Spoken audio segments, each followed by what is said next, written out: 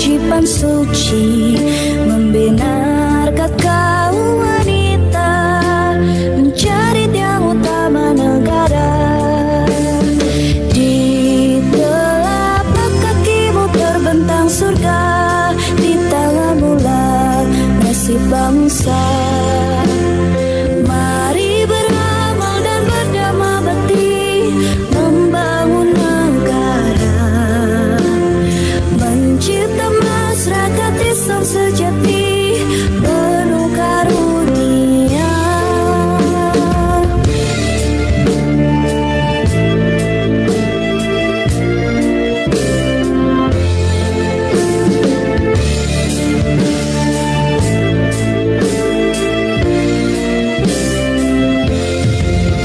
Berkibarlah pagi matahari, menghias langit ibu pertiwi.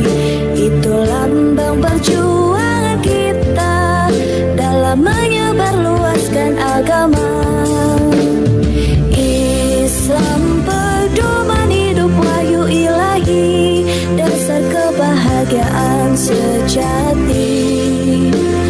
Mari beramal dan berdamai bakti, membangun negara, mencipta masyarakat Islam sejati, penuh karunia. Mari beramal dan berdamai bakti, membangun negara, mencipta masyarakat Islam sejati, penuh karunia.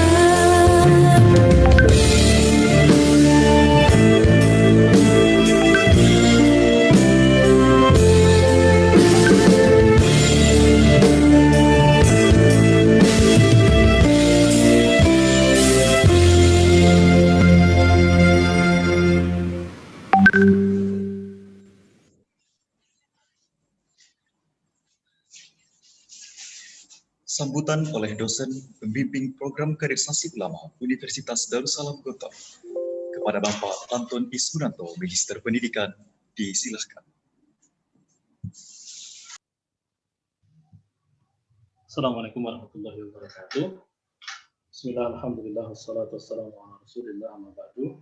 Rabbana zidna ilma warzuqna fahma. Allahumma anfa'na bima 'allamtana wa 'allimna ma yanfa'una wa na'udzubika min ilmin la yanfa'. Allahumma taqabbal minna innaka antas samiul alim wa tub 'alaina innaka antal ghafurur rahim. Allahumma rfa' 'anna al-waba' wal bala' wal khala' ya rahmanir rahim. Kepada Sivitas Akademika Unisa maupun Unida yang sangat saya hormati, secara khusus dari Departemen atau D3 Radiologi untuk Unisa dan program kaderisasi ulama yang dari Unida, lalu kemudian secara khusus Bapak Ali Imron, Bu dan Bu Asih Budiastuti yang sangat saya hormati, serta kemudian adik-adik peserta PKU Angkatan 14 yang sangat saya cintai, ikut juga mahasiswa-mahasiswi dari Unisa jurusan D3 Radiologi yang sangat saya cintai. Pertama, kami ucapkan terima kasih atas perkenanannya untuk menjadi tempat adik-adik kami untuk mempresentasikan hasil belajar mereka selama 5 bulan terakhir di program kaderisasi ulama Gontor. Memang program ini adalah program milik MUI Pusat yang kemudian salah satunya dititipkan kepada Unida, yang kemudian ditangani langsung oleh Ustaz Hamzah Karsy berikut jajarannya, yang fokusnya adalah pada penyelesaian problem-problem atau isu-isu pemikiran kontemporer. Memang problem keulamaan hari ini menjadi sangat banyak. Hal-hal yang berkaitan dengan ilmu-ilmu tradisional itu juga tidak ada habisnya, sementara problem-problem kontemporer selalu bermunculan. Adapun PKU ini mengambil takhusus atau spesialisasi dalam bidang tersebut. Nah, Bapak Ibu sekalian, adik-adik sekalian yang sangat saya hormati, berkaitan dengan isu kontemporer ini, salah satu tantangan terbesar kita, baik Muslim maupun umat manusia hari ini, adalah tantangan yang berasal dari peradaban barat kontemporer. Kalau kita bicara tentang kecanggihannya, kita sudah sangat paham lah ya. apa yang diciptakan oleh peradaban Barat dalam 50 sampai 100 tahun terakhir itu sesuatu yang sangat mengagumkan. Apa yang terjadi sejak tahun 1000 sampai tahun 1900 itu tidak ada apa-apanya dibandingkan apa yang terjadi dari tahun 1900 sampai hari ini. 100 tahun yang sangat gegap gempita dengan berbagai kemajuan teknologi. Tetapi ada satu hal yang seringkali luput untuk dipahami oleh orang-orang yang tidak sempat untuk merenung, tidak sempat untuk mengambil jarak, serta tidak sempat untuk melihat lebih dalam, bahwa peradaban Barat kontemporer yang canggih ini ternyata menyimpan persoalan yang sangat mengerikan. Bahkan salah satu konsekuensi yang akan terjadi jika tidak kita hambat perkembangannya itu adalah berkaitan dengan kehancuran kita bersama. Anda bisa bayangkan nggak, Freeport di Papua sana, itu dalam waktu 50 tahun itu bisa mengubah gunung sebesar luar biasa luasnya itu menjadi cekungan yang sedemikian rupa dalamnya. Yang kalau itu diserahkan kepada orang Papua itu mungkin butuh waktu sekitar 1000 tahun untuk menikmati semuanya itu. Tapi bagi Freeport hanya butuh waktu 50 tahun untuk menyerap semua kekayaan alam itu. Atau yang terbaru kita lihat bagaimana sebuah lahan seluas Seoul, seluas kota Seoul di Korea, lahan itu ada di Papua, itu ditebangi sedemikian rupa hanya untuk menanam sawit itu, hanya demi kerakusan kapitalisme yang sedemikian rupa mengerikannya. Kalau itu kita biarkan, yang akan mengalami gangguan bukan hanya orang-orang yang terlibat, bahkan orang-orang yang tidak terlibat dalam jumlah sangat besar. Mayoritas manusia yang tidak terlibat dalam kerakusan itu bisa menuju kehancuran. Nah, tetapi memang kemudian problem paling asasi dari peradaban Barat ini bukan apa yang terjadi yang bersifat teknis. Ya tentu konsekuensi teknisnya bermasalah dan sangat mengganggu. Tapi yang lebih penting lagi apa yang terjadi di dalam benak mereka. Nah, sistem berpikir yang menciptakan peradaban Barat itu ternyata mengandung asumsi-asumsi yang kalau tidak diuraikan itu kita tidak bisa menyelesaikan problem-problem yang tadi kita sebutkan. Nah, di antara problem-problem itu akan dibahas oleh adik-adik kami dari PKU. Ada yang membahas tentang bagaimana nestapa manusia modern. Itu judul bukunya Hussein Nasr, pengajar di Georgetown University. Tapi kemudian akan diuraikan secara khusus berkaitan dengan berkaitan dengan problem kejiwaan manusia modern dari perspektif Sayyid Muhammad Naqib Alatas, salah satu pemikir yang menjadi madhab kami di PKU maupun di Bentala. Lalu ada juga jadi kemodernan itu tidak hanya menghasilkan kecanggihan ya, tapi juga problem kejiwaan yang tidak sederhana. Nanti akan dibahas insya Allah oleh adik kami, saudara Nida begitu. Terus kemudian berkaitan juga dengan bagaimana orang Barat mendudukkan manusia. Itu juga masalah itu. Mereka punya kosakata kunci yang kesannya baik-baik saja, yaitu humanisme. Orang menyangka bahwa humanisme itu hanya persoalan kemanusiaan, bagaimana kita memanusiakan manusia. Kalau kami di PMI menyebutnya per humanitatem et pacem itu, memanusiakan manusia itu. Tapi apakah betul humanisme sesederhana itu? Ternyata tidak. Nah, ini akan diuraikan insya Allah oleh adik kami, saudara Reza gitu kan. Kemudian satunya lagi bahwa ternyata sekolah. Jadi kalau kita bicara universitas pertama di dunia itu ada di dunia Islam dan masih ada sampai sekarang. Di antaranya adalah Qarawiyyin, Zaitunah, serta Azhar yang semuanya berdiri sebelum tahun 1000 Masehi. Adapun kampus-kampus besar di Eropa itu rata-rata berdiri setelah tahun 1000-an. Misalkan di Bologna, di Prancis, di Inggris dan sebagainya. Nah, tapi ternyata seiring berjalannya waktu, modernitas berkembang sedemikian rupa itu ternyata menghasilkan problem yang namanya masyarakat serba sekolah atau schooling society. Orang Barat sendiri sebetulnya itu pernah mengkritik melalui buku judulnya The Schooling Society. Orangnya pernah datang ke Jogja, pernah datang ke ke Muntilan begitu, memberikan mengunjungi pesantrennya Yai Hamam Ja'far Pabelan begitu, namanya Ivan Ilih itu. Tetapi sayangnya kritik Ivan Ilih tahun 80-an itu sekarang sudah tidak didengar lagi. Lebih-lebih kritik yang berasal dari umat Islam itu belum ada yang secara memadai membongkar bahwa masyarakat serba sekolah ini mengerikan.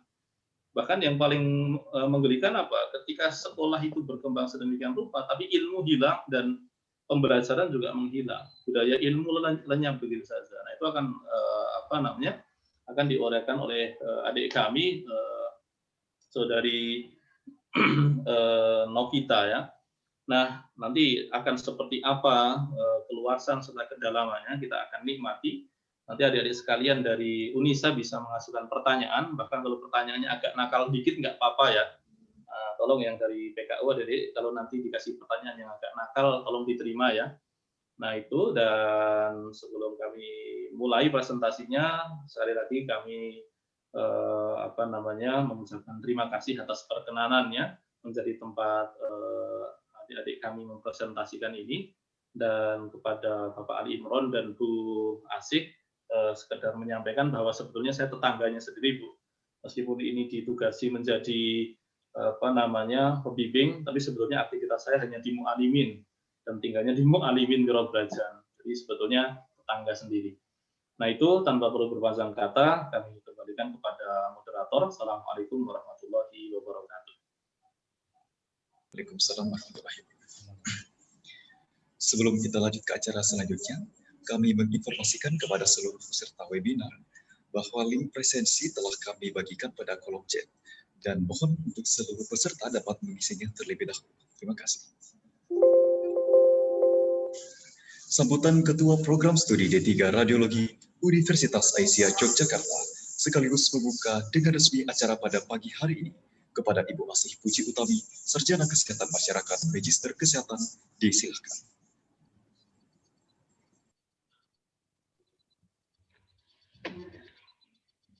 Bismillahirrahmanirrahim. Assalamualaikum warahmatullahi wabarakatuh. Alhamdulillahirabbil alamin wa bihi nasta'inu ala umurud dunya waddin wassalatu wassalamu ala asrafil anbiya'i wal mursalin sayyidina wa maulana Muhammadin wa ala alihi washabihi ajmain, amma ba'du. Yang terhormat Kepala Lembaga Pengkajian dan Pengamalan Islam Universitas Aisyah Yogyakarta, Ibu Dr. Anda Ummu Hani, Magister Kesehatan, yang kami hormati dosen pembimbing program kaderisasi ulama Universitas Darussalam Gontor Ponorogo, Bapak Anton Ismunanto, Magister Pendidikan, yang kami hormati para narasumber, yaitu Saudara Nida Husna Abdul Malik, Sarjana Agama, Saudara Ahmad Reza, Sarjana Agama, dan Saudari Novita Kusuma Dewi, Sarjana Pendidikan.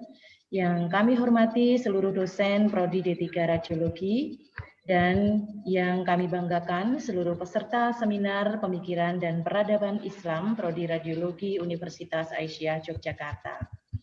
Puji syukur senantiasa kita panjatkan kehadirat Allah SWT yang telah melimpahkan segala kenikmatan dan memberikan hidayah kepada kita semua, sehingga pada pagi yang cerah ini kita dapat berkumpul secara virtual dalam acara workshop online pemikiran dan peradaban Islam Prodi Radiologi Universitas Aisyah Yogyakarta bekerja sama dengan program kaderisasi ulama Universitas Darussalam Gontor Ponorogo tanpa halangan suatu apapun dan dalam keadaan sehat walafiat.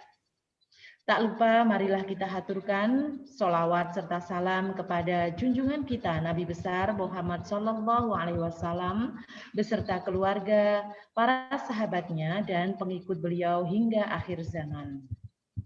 Pada kesempatan kali ini, izinkanlah kami menyampaikan terima kasih kepada Universitas Darussalam Gontor Ponorogo, dosen pembimbing, para narasumber, seluruh dosen dan seluruh peserta karena telah menyempatkan waktu untuk bergabung dalam acara workshop ini pada Prodi Radiologi Universitas Aisyah Yogyakarta.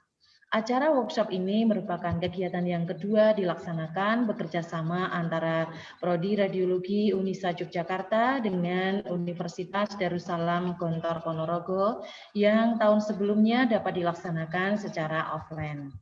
Nah, tujuan pada kegiatan ini diantaranya adalah bagi pembicara adalah sebagai ajang belajar dan berdakwah kepada masyarakat luas yang masih menganut ideologi Barat yang tidak sesuai dengan ajaran dan nilai-nilai Islam, serta sebagai bentuk pertanggungjawaban makalah akhir program Kader Ulama di hadapan publik. Di sisi lain, kegiatan ini merupakan bentuk implementasi nilai-nilai Islam berkemajuan bagi Prodi Radiologi Universitas Aisyah Yogyakarta yang selaras dengan visi Prodi, yaitu menjadi program studi radiologi pilihan dan unggul dalam bidang emergency imaging berbasis nilai-nilai Islam berkemajuan. Dewasa ini tantangan umat Islam berasal dari internal, yaitu dari dalam kalangan umat Islam sendiri, maupun dari eksternal, yaitu di luar kalangan umat Islam. Salah satu contohnya adalah tantangan internal, yaitu adanya kelesuan pemikiran yang dapat berdampak pada ekstremisme dan perpecahan di kalangan umat.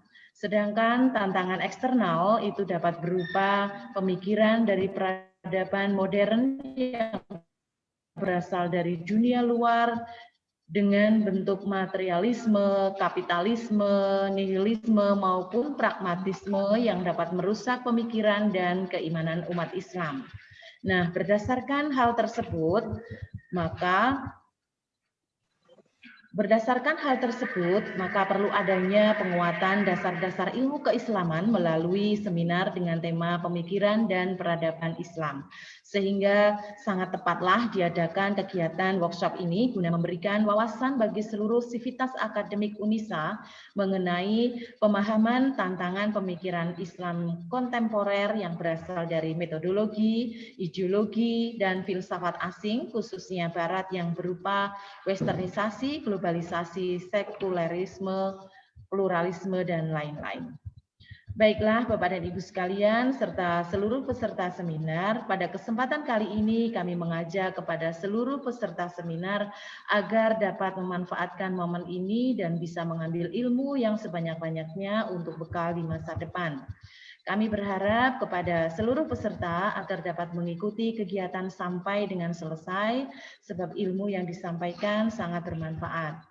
Kami juga mengucapkan terima kasih kepada seluruh panitia, baik dari Prodi Radiologi Universitas Aisyah Yogyakarta maupun dari Universitas Darussalam Gontor Ponorogo yang telah mempersiapkan segalanya pada acara hari ini. Semoga acara pada hari ini dapat berjalan dengan lancar. Saya selaku pengelola Prodi Radiologi mengucapkan terima kasih atas antusias seluruh peserta dan mohon maaf apabila ada hal-hal yang kurang berkenan. Akhirnya dengan memohon ridha Allah Subhanahu wa taala dan dengan mengucapkan bismillahirrahmanirrahim, kegiatan workshop online pemikiran dan peradaban Islam pada hari ini saya nyatakan dibuka. Semoga kegiatan ini dapat bermanfaat bagi kita semua. Amin ya robbal alamin. Terima kasih atas perhatiannya. Billahi taufik wal hidayah. Wassalamualaikum warahmatullahi wabarakatuh. Waalaikumsalam warahmatullahi wabarakatuh. Terima kasih kami haturkan kepada Ibu Asih Puji Utami. Acara selanjutnya yakni pemaparan materi mengenai problem kejiwaan pada masyarakat modern, baik dan buruk dalam perspektif humanis dan problematika schooling society dalam wacana pendidikan kontemporer yang akan dipandu oleh moderator. Kepada saudara moderator, disilakan.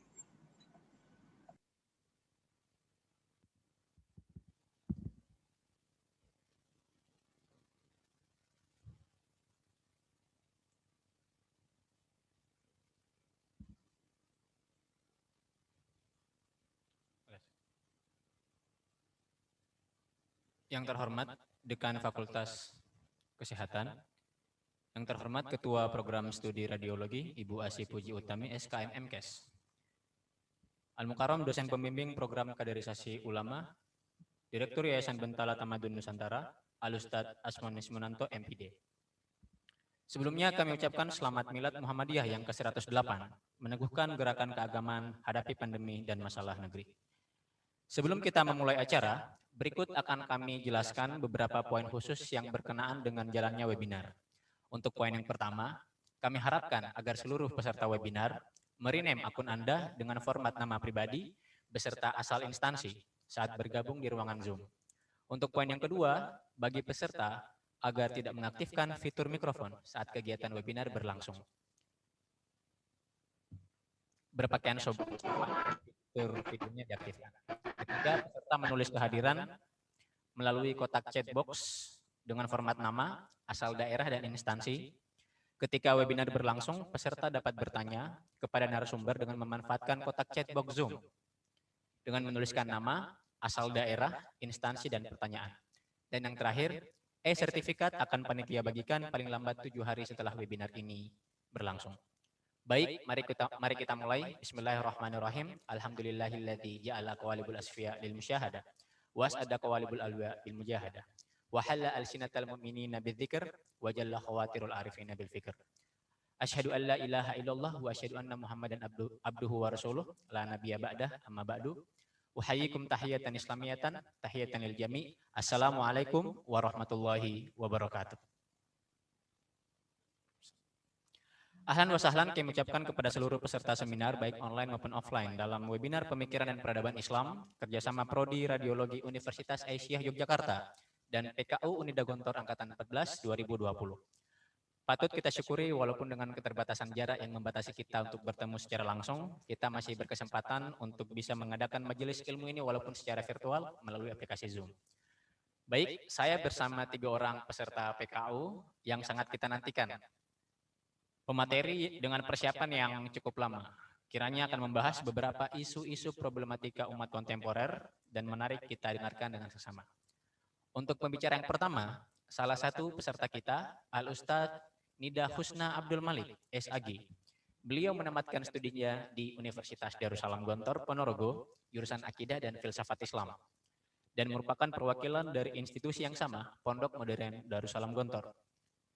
Nah, kali ini beliau akan membahas siapa sih orang modern itu, apakah kita disebut orang modern atau tradisionalis. Kemudian apakah orang-orang modern itu mempunyai problem? Kalau misalnya mereka mempunyai problem, apa saja problemnya? Lantas bagaimana dalam Islam agar kebahagiaan, kesejahteraan bisa kita capai? Maka langsung saja kita simak sebuah pemaparan singkat dari beliau, makalah yang berjudul Problem Kejiwaan pada Masyarakat Modern. Falyatafaddal syahadatuhu maskura.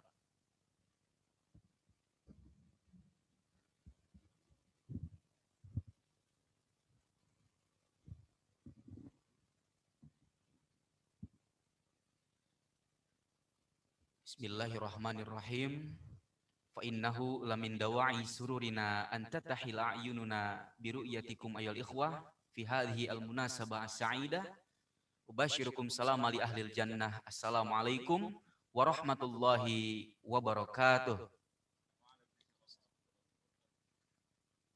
Hamdan wa syukran lillah wassalatu wassalam ala rasulillah. La hawla wa la quwwata illa billah, amma ba'd. Ikhwani wa akhwati, terlebih khusus yang kami hormati, Civitas Akademika Universitas Aisyah Yogyakarta, beserta para peserta, sekaligus Bapak Ibu dosen yang sudah berkenan bisa mengikuti acara ini. Mudah-mudahan kita semuanya senantiasa diberikan kesehatan. Allahumma amin ya Allah ya rabbal alamin. Baik, pada kesempatan yang berbahagia ini, izinkan kami pribadi sedikit sharing ya mengenai problem kejiwaan pada masyarakat modern, telaah konsep jiwa dalam pandangan Islam gitu ya. Baik, untuk awal pembahasan ini ada pertanyaan yang sangat mendasar sekali, yaitu apa sih yang dicari oleh manusia? Kebahagiaan, kenikmatan, dan lain sebagainya. Nah, kebahagiaan. Sekarang bagaimana cara untuk mendapatkan kebahagiaan itu?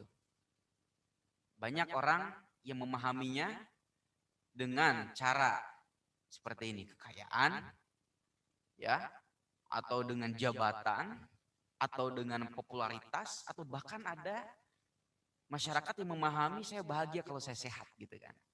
Nah, ini pemahaman yang secara umum dipahami oleh masyarakat modern.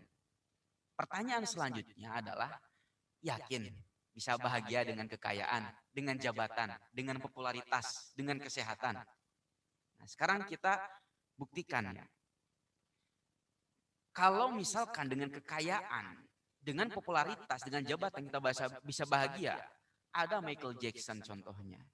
Kurang populer apa dia kan? Jadi mengakhiri hidupnya dengan begitu sangat menyedihkan gitu. Minum obat, ya apa namanya itu, obat biar bisa tidur gitu kan. Yang tapi ternyata ini artinya ketika dia populer itu ya tidak bahagia juga gitu. Apalagi dengan begitu padat jadwalnya. Ada yang kita kenal dengan Adolf Merkel ya. Ini orang kaya yang mana mengakhiri hidupnya dengan bunuh diri.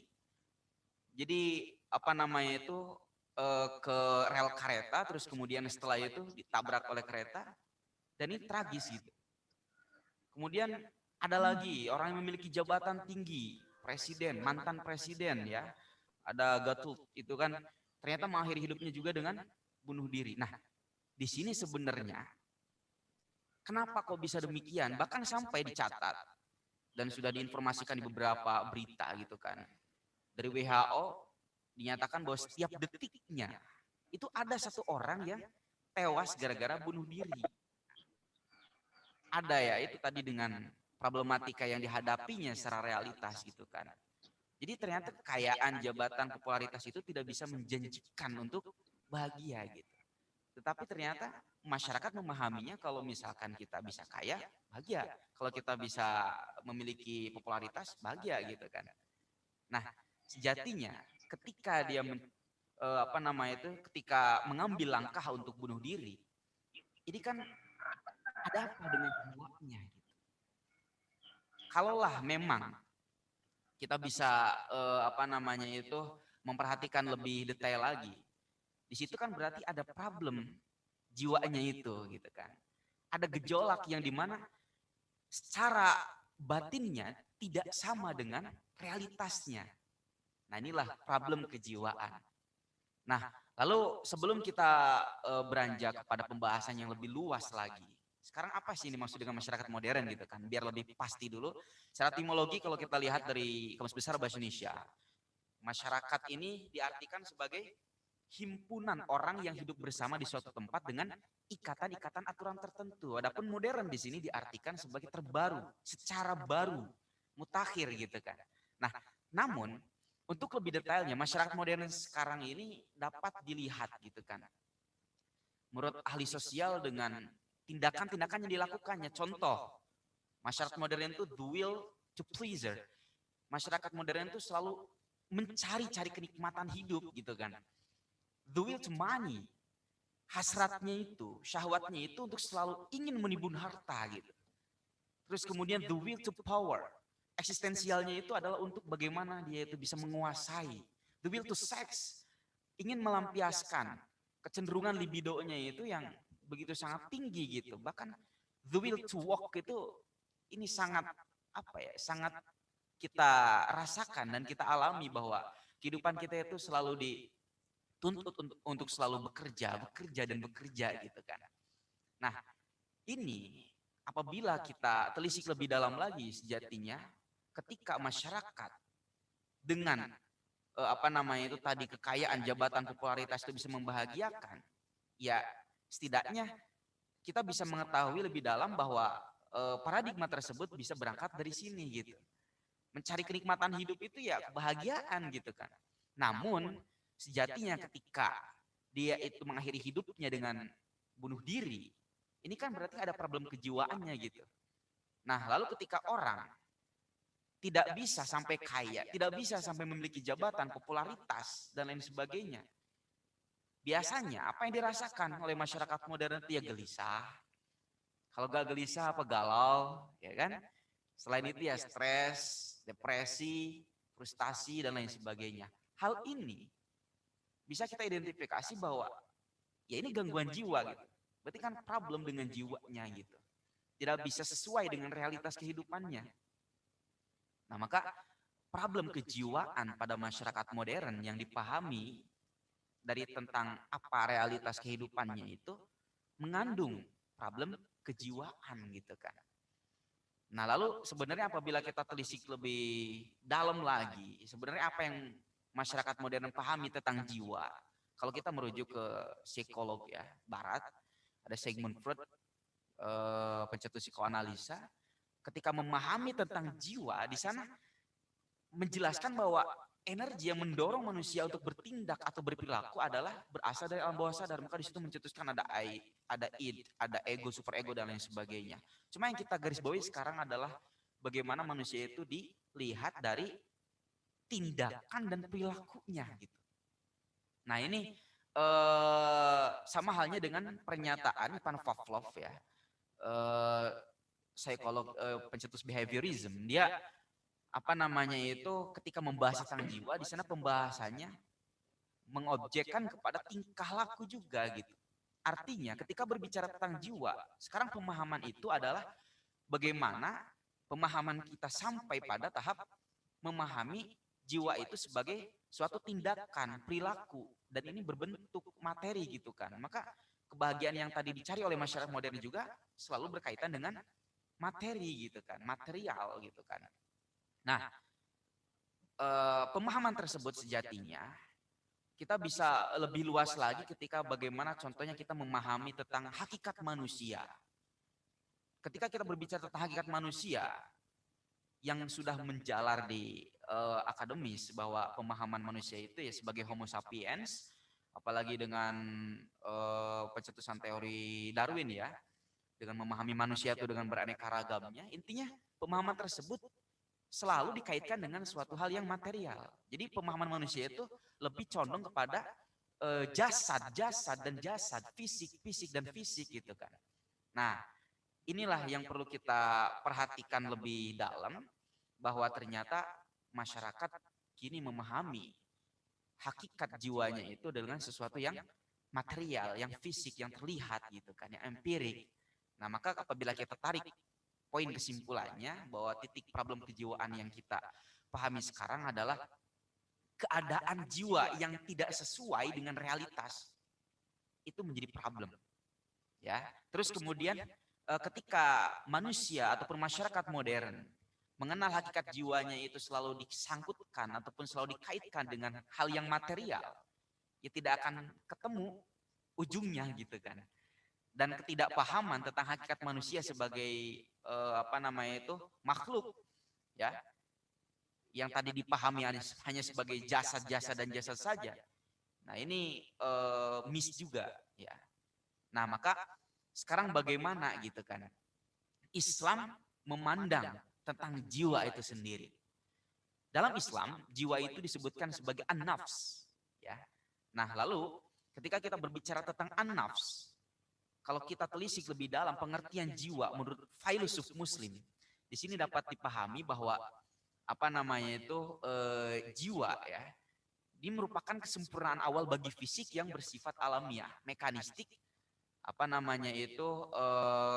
kemudian selain itu dia itu memiliki kehidupan yang energik gitu. Artinya di situ ternyata ada unsur di samping bagaimana tindakan manusia itu ternyata ada sifat alamiah di sananya gitu kan, yang memiliki kehidupan energik gitu. Jadi bukan tingkah laku saja sebenarnya. Kalau kita pahami lagi lebih detail pandangan ulama yang lain, bahkan ketika membicarakan tentang gangguan jiwa gitu kan, ini sebenarnya bersumber kepada syahwat, hawa nafsu gitu. Kenapa demikian? Karena ketika uncontrol, jadi kita tidak bisa mengendalikan jiwa gitu kan, menuruti nafsu, syahwat, ini sudah menjadi problem gitu kan. Jadi sama dengan ketika kita memahami bagaimana esensi manusia sebagai makhluk hidup itu dalam Islam bukan hanya berbicara tentang jasad, tapi ada yang lebih fundamental dan lebih penting gitu kan, yaitu ruhani gitu kan. Apabila Al-Atas menyatakan bahwa jasad itu diistilahkan dengan an-nafs al-hayawaniyah, adapun ruhani di sini sebagai an-nafs an-natiqah. Ya, Di sini bisa kita pahami bahwa pemahaman tentang hakikat manusia itu ternyata ya bukan jasad saja, melainkan ruhani yang di situ penting sekali untuk kita pahamin gitu kan. Nah, kemudian selain itu, ketika kita membicarakan tentang tingkah laku, tindakan manusia, masyarakat modern yang sejatinya itu menjuru kepada perilaku-perilaku yang sejatinya tidak membahagiakan gitu ya, kalau kita boleh kasih kesimpulan seperti itu, kita harus mengetahui sebenarnya daya jiwa yang dipahami Islam itu seperti apa. Di dalam Islam, ya, bahwa jiwa ini ada anafs anatiko, ada anafs al-hayawaniyah, sama anafs anabatiyah. Ketika kita berbicara tentang anafs anabatiyah, di mana dia itu manusia dipahami ya tumbuh dan tumbuh gitu, to grow and to grow. Ketika kita berbicara tentang anafs al-hayawaniyah, di situ ya sama dengan bagaimana hewan gitu, bahwa hewan juga memiliki jiwanya itu jiwa untuk bertindak makan, tidur, melampiaskan seks.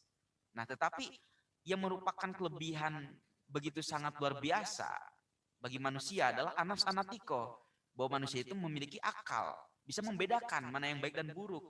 Ya, jadi ketika kita berbicara tentang kebahagiaan, tentang problem kejiwaan, itu sejatinya bisa kita perhatikan bagaimana daya jiwa kita itu ditempatkan ataupun diposisikan. Apakah kita diposisikan sebagai jiwa yang seperti hewan, anafs al-hayawaniyah, ya, atau kita posisikan sebagai anafs anatiko. Nah, ini merupakan hal yang begitu sangat penting untuk kita kaji dan untuk kita bahas itu kan. Sama ketika kita memahami bagaimana tingkatan jiwa di dalam Islam. Sejatinya ketika kita membicarakan tentang kenyamanan, ketentraman, kebahagiaan, itu bukan berada di materi, tapi yang kebahagiaan yang dipahami oleh Islam adalah yang ada di dalam jiwa. Nah, jiwa yang seperti apa? Jiwa yang tenang, yang tentram itu diistilahkan sebagai an-nafs al-mutmainnah. Dia merupakan tingkatan jiwa yang paling tinggi. Kalau kita lihat di sini, di slide itu kan ada tingkatan yang dari awal, dari yang paling rendah itu dia an-nafs al-amaro bisu. Jiwa yang dia itu selalu mendorong tindakan manusia itu untuk selalu berbuat buruk gitu kan. Terus kemudian anafs al-lawamah di sini ketika kita berbuat buruk, kita sadar gitu kalau ini perbuatan buruk. Terus kita berusaha untuk bertobat ataupun kita merubah perbuatan tersebut untuk bisa menjadi baik. Ini kategori anafs al-lawamah. Adapun anafs al-mutmainnah di sini posisi jiwa yang tenang, yang tentram, yang nyaman, dan ini yang jarang dipahami oleh masyarakat modern gitu. Maka Islam mendudukkan problem kejiwaannya itu pada tingkatan yang paling bawah ini, bahwa ternyata tindakan-tindakannya itu selalu untuk mengarah kepada hal-hal yang buruk sebenarnya. Oke, untuk kesimpulan di sini kami pribadi menyimpulkan bahwa problem kejiwaan pada masyarakat modern sebenarnya berpusat pada krisis pengenalan jiwa manusia yang terus kemudian ketidakmampuan dirinya itu tidak mampu gitu kan untuk mencapai kebahagiaan yang hakiki gitu kan. Terus kemudian di dalam Islam substansi manusia sebagai makhluk hidup itu adalah jiwanya, bukan jasadnya tapi jiwanya gitu kan. Itulah yang mungkin singkatnya dapat kita sharing pada kesempatan yang berbahagia ini. Mudah-mudahan bermanfaat. Billahi taufiq wal hidayah, waridho wal inayah. Wassalamualaikum warahmatullahi wabarakatuh.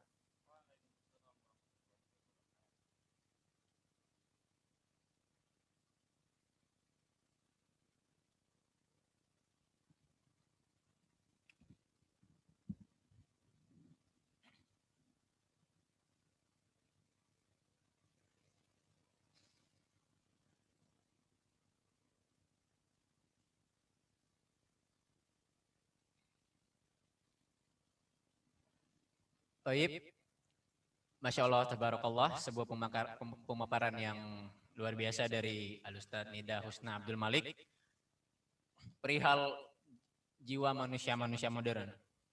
Di sini perspektif cara pandang Islam, jiwa yang tenang, bahagia, tentram dan sejahtera meniscayakan sebuah kebahagiaan yang sangat mungkin kita raih. Sebaliknya, jikalau jiwa kita kotor, bermasalah, banyak maksiat, tidak mengenal diri, bahkan tidak mengetahui hakikatnya, maka kebahagiaan pun akan sulit kita raih. Faqala Allah Ta'ala fi kitabihil karim, a'udzubillahi minasyaitonir rajim, ya ayyatuhan nafsul mutmainnah, irji'i ila rabbika radiyatan mardiyah, fadkhuli fi ibadi, fadkhuli jannati. Baik, kita masuk kepada pembicara yang kedua. Salah satu teman kita, beliau berasal dari kota yang sangat sejuk di Jawa Timur, yaitu Kota Malang. Beliau bernama Ustadz Ahmad Reza, SAG, menamatkan studinya di Universitas Darussalam Gontor, jurusan studi agama-agama. Beliau merupakan utusan dari Pondok Modern Darussalam Gontor, mungkin sama dengan Ustadz Nida, institusi yang sama. Nah, kali ini beliau akan membawa sebuah tema yang tidak lepas sama mungkin dengan problem-problem manusia modern. Apa itu? Krisis moral, degradasi akhlak, ketidaktahuan perihal sesuatu yang baik, buruk, benar atau salah. Sehingga manusia-manusia modern pun hidup dengan totalitas humanisme dan berperilaku bebas tanpa aturan-aturan agama. Maka beliau akan melacak secara filosofis apa sih yang menyebabkan problem-problem ini terjadi. Kita dengarkan dengan seksama sebuah pemaparan yang menarik dari beliau. Problematika konsep baik dan buruk menurut humanisme, waktu dan tempat kami persilahkan.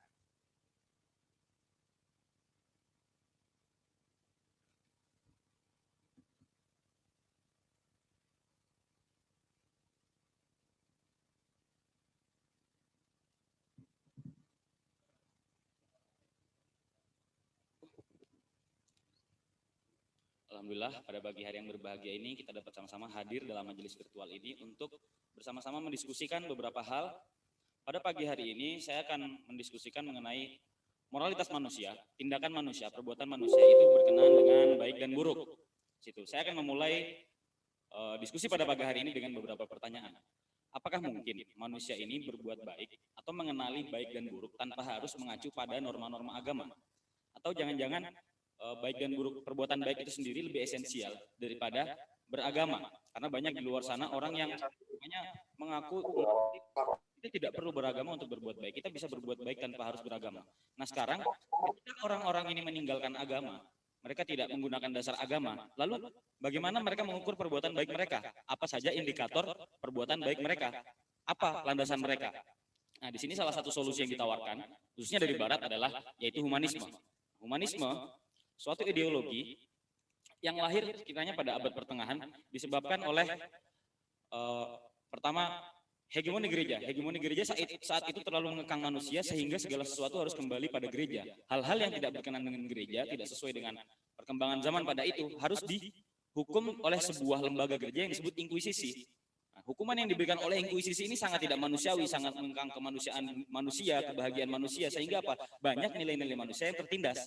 Maka muncullah sebuah gerakan yang disebut Renaissance di Perancis pada sekitar abad ke-14 hingga abad ke-16 yang bertujuan untuk meminta kembali kebebasan manusia dan atau kemanusiaan serta kebahagiaan. Maka di sini bagaimana caranya? Dengan menghilangkan agama atau menafikan kekuatan-kekuatan supranatural yaitu Tuhan, kemudian menjadikan manusia sebagai tolak ukur segala sesuatu. Inilah yang kita maksudkan dengan humanisme. Nah, kemudian ketika manusia sudah meninggalkan agama, bagaimana cara mereka untuk bermoral?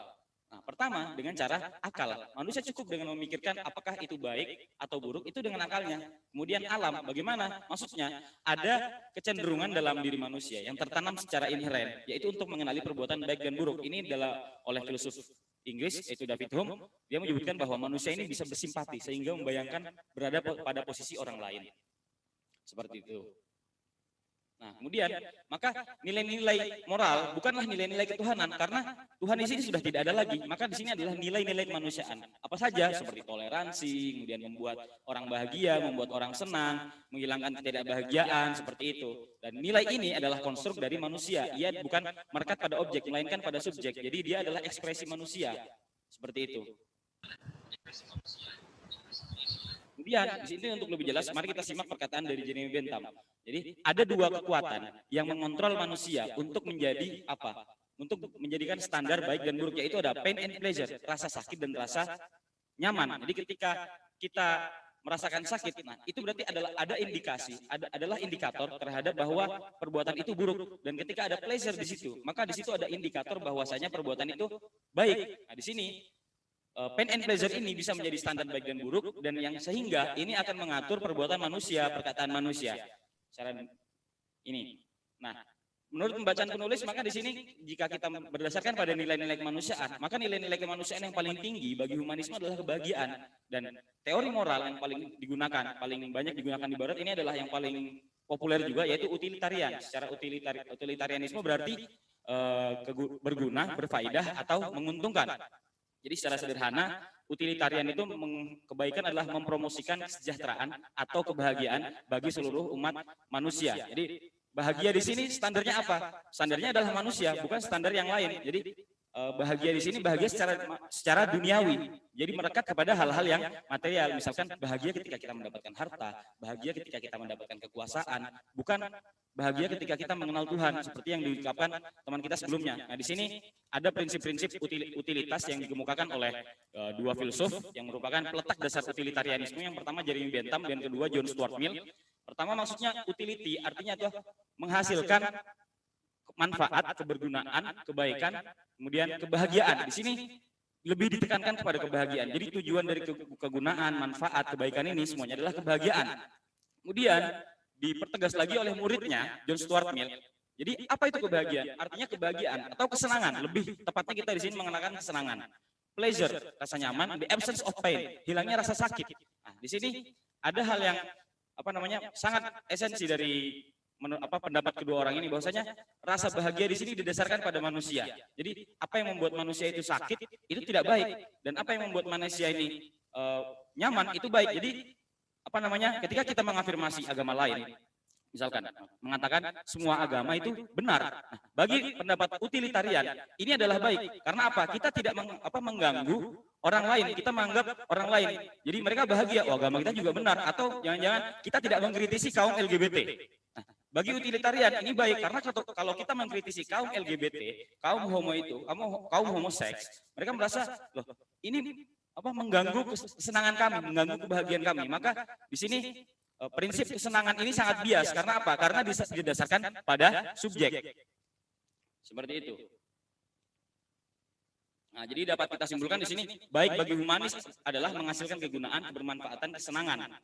Kemudian buruk adalah yang memberikan rasa sakit, seperti yang sudah kami berikan contoh tadi ketika kita mengkritisi LGBT, kita mengkritisi perbuatan mungkar. Sedangkan dalam Islam ada amar ma'ruf nahi mungkar. Nah, ini bagaimana posisinya nanti? Nanti akan kita jelaskan lebih lanjut.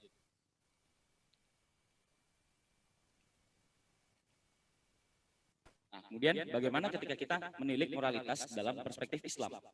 Ketika kita mengatakan moral dalam Islam, kita memiliki padanan kata yaitu akhlak. Akhlak berasal dari bahasa Arab yang merupakan bentuk plural dari khuluq. Berasal dari kata kholako. Nah, berasal dari kata ini berbagai macam kata yang artinya ada beberapa kata yang lahir dari kata kholako, yaitu kholak artinya ciptaan, kholik yaitu pencipta, di sini Allah Subhanahu wa taala, dan makhluk yaitu apa saja yang diciptakan oleh Allah Subhanahu wa taala. Dalam artian di sini kita akan mengerujutkan manusia. Manusia di sini diciptakan oleh Allah Subhanahu wa taala. Maka di sini adalah Allah adalah kholik yang menciptakan manusia, dan manusia terdiri dari dua hal. Pertama, kholak yaitu jasad manusia. Yaitu ketika kita mengatakan kholak, maka ia akan merujuk kepada dasar penciptaan manusia dari tin. Di sini manusia secara tubuh. Kemudian ketika kita mengatakan khuluk, khuluk di sini lebih merujuk kepada jiwa manusia. Maka di sini ketika kita mengatakan jiwa manusia, dia akan dinisbahkan kepada Tuhan Subhanahu wa ta'ala, kepada Allah Subhanahu wa taala, yaitu yang menciptakan manusia dari ruhnya. Nah, di sini artinya apa? Ketika kita mengatakan moralitas dalam perspektif Islam, akhlak dalam perspektif Islam, ia tidak dapat dipisahkan dari hal-hal yang bersifat ketuhanan. Selalu ada unsur-unsur ketuhanan yang mewarnai moralitas dalam Islam atau akhlak dalam Islam. Seperti itu. Nah, kemudian secara terminologi, bagaimana akhlak itu? Apa itu akhlak? Di sini didefinisikan oleh Ibnu Miskawayh, seorang ulama Muslim, yaitu kondisi jiwa yang mendorong manusia. Nah, perlu ditekankan di sini adalah akhlak itu adalah jiwa yang mendorong manusia untuk bertindak tanpa harus berpikir ulang atau pertimbangan. Jadi jiwa ini mendorong manusia tanpa harus, ketika manusia ingin bertindak, dia tidak memikirkan lagi apakah ini baik, apakah itu buruk. Jadi ketika jiwa ini buruk, kondisi jiwanya buruk, maka akan menghasilkan namanya akhlak yang buruk. Namun apabila kondisi jiwanya baik, maka akan menghasilkan akhlak yang baik. Nah, di sini maka akhlak dibagi dua, akhlak baik dan akhlak buruk, atau akhlak baik dan akhlak tercela. Yang perlu kita tekankan bahwa akhlak di sini tidak hanya sekedar perbuatan. Seperti itu. Karena kalau kita hanya menisbahkan pada perbuatan, ada orang-orang yang misalkan bersedekah. Jika melihat hanya perbuatannya, sedekah ini adalah perbuatan yang baik. Tapi dalam Islam tidak hanya melihat perbuatannya, ada jiwanya di situ. Ketika jiwanya bertujuan, sedekah ini agar dilihat orang lah, yang penting sedekah nanti biar kita lebih tenar. Nah, ini menunjukkan bahwasanya akhlaknya ini buruk karena landasan dia untuk berbuat ini bukanlah ikhlas lillahi ta'ala, tapi apa? Agar dilihat orang. Seperti itu. Nah, kemudian bagaimana posisi akhlak dalam Islam?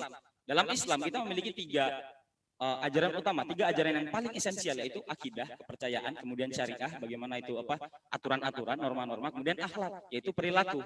Dan ini semuanya tidak dapat terlepas satu sama lain. Nah, di sini ada akhlak. Artinya akhlak di sini merupakan hal yang sangat esensial dalam ajaran Islam. Dia tidak bisa kita pisahkan dalam ajaran Islam itu sendiri.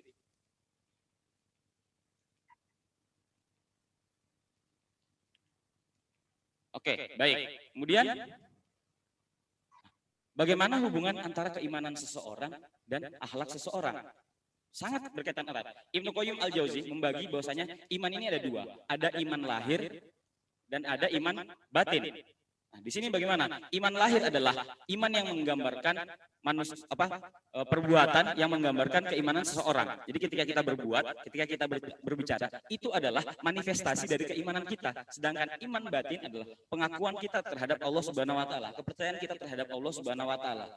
Keimanan secara lahir, yaitu perbuatan, tingkah laku kita, atau segala kebaikan-kebaikan kita, tidak akan berguna apabila tidak didasari dengan keimanan secara batin. Nah, di sini penting sekali bahwa berbuat baik dalam Islam saja itu tidak cukup. Dia akan menjadi sia-sia karena ada prasyarat sebelum berbuat baik itu. Apa? Yaitu adalah beriman kepada Allah Subhanahu wa taala. Ketika kita sudah beriman kepada Allah Subhanahu wa taala, maka perbuatan kita, perbuatan baik kita itu akan sempurna. Seperti itu.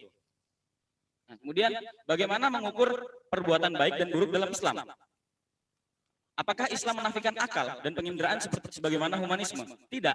Islam tidak menafikan akal dan penginderaan sebagaimana humanisme. Tetap mengafirmasi hal-hal tersebut. Akan tetapi akal dan penginderaan memiliki keterbatasan akan hal-hal tertentu. Maka di sini apa yang dibutuhkan? Kita membutuhkan wahyu untuk memberikan pengetahuan tentang manusia apa yang tidak dapat diketahuinya. Jadi contoh, misalkan kita mengatakan membunuh. Secara akal, secara logika, membunuh itu buruk. Tapi ketika kita merujuk dalam Islam, membunuh itu bisa baik. Contoh membunuh binatang. Ketika kita hanya membunuh binatang, itu buruk. Membunuh sapi, membunuh kambing. Tapi dalam Islam ada kurban. Yaitu dia bukan membunuh lagi ketika kita mengatakan kurban. Tapi dia itu adalah berkurban. Berkurban ditujukan kepada Allah Subhanahu wa taala. Dia bisa menjadi sunnah, bahkan mendatangkan pahala. Tapi ada dengan syarat-syarat tertentu. Kemudian selanjutnya apalagi banyak hal-hal yang itu sekiranya secara logika baik, namun ketika karena keterbatasan kita dia di suatu saat bisa menjadi buruk. Maka ukuran baik dan buruk dalam Islam di sini adalah apa? Syariat. Jadi baik adalah apa yang diperintahkan dan dibolehkan oleh Allah Subhanahu wa taala, dan buruk adalah apa yang dilarang oleh Allah Subhanahu wa taala. Nah, di sini baik nih, contoh salat dalam Islam. Secara akal dia baik, tapi apakah dia baik selamanya? Tidak. Sholat ini, misalkan di waktu-waktu tertentu bisa buruk. Kemudian puasa secara akal dia bisa baik, tapi kadang dia haram. Kenapa? Kalau kita misalkan puasanya pada 1 Syawal atau Ayyamut Tasyrik, puasa ini menjadi haram. Nah, disinilah letak keterbatasan akal dalam mengidentifikasi mana yang baik dan mana yang buruk. Banyak hal-hal dalam agama ini yang sangat kompleks dan harus kita membutuhkan wahyu untuk dapat mengetahui hal-hal tersebut. Kemudian apakah hal ini semuanya bertentangan dengan akal dan indera manusia? Tidak.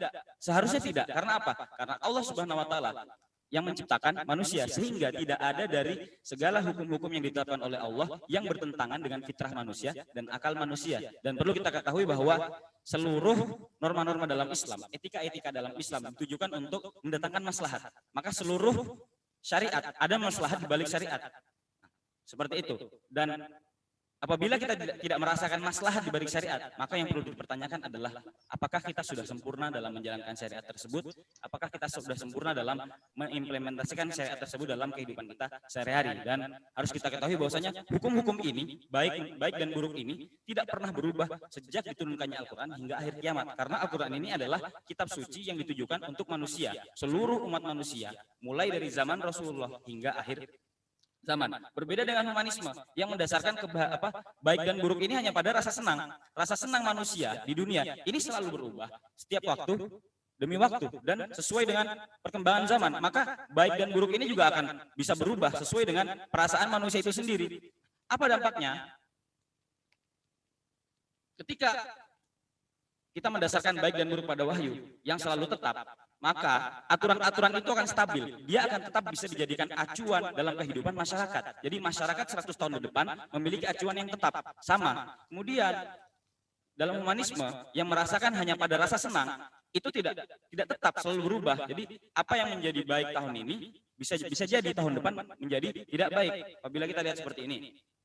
Pada zaman dahulu di Eropa, khususnya dengan berkaitan dengan Kristen, berhubungan seksual dengan sejenis atau homoseks LGBT itu dilarang. Namun setelah adanya munculnya paham ini, homoseksual dibolehkan. Bahkan ada seorang pastor atau bishop di sini yang dia merupakan seorang gay. Kemudian dampaknya apa? Apakah mereka bahagia setelah menerapkan ini? Enggak juga ternyata. Di Taiwan di sini setelah dilegalkan pernikahan sesama jenis, orang-orang tetap tidak bahagia.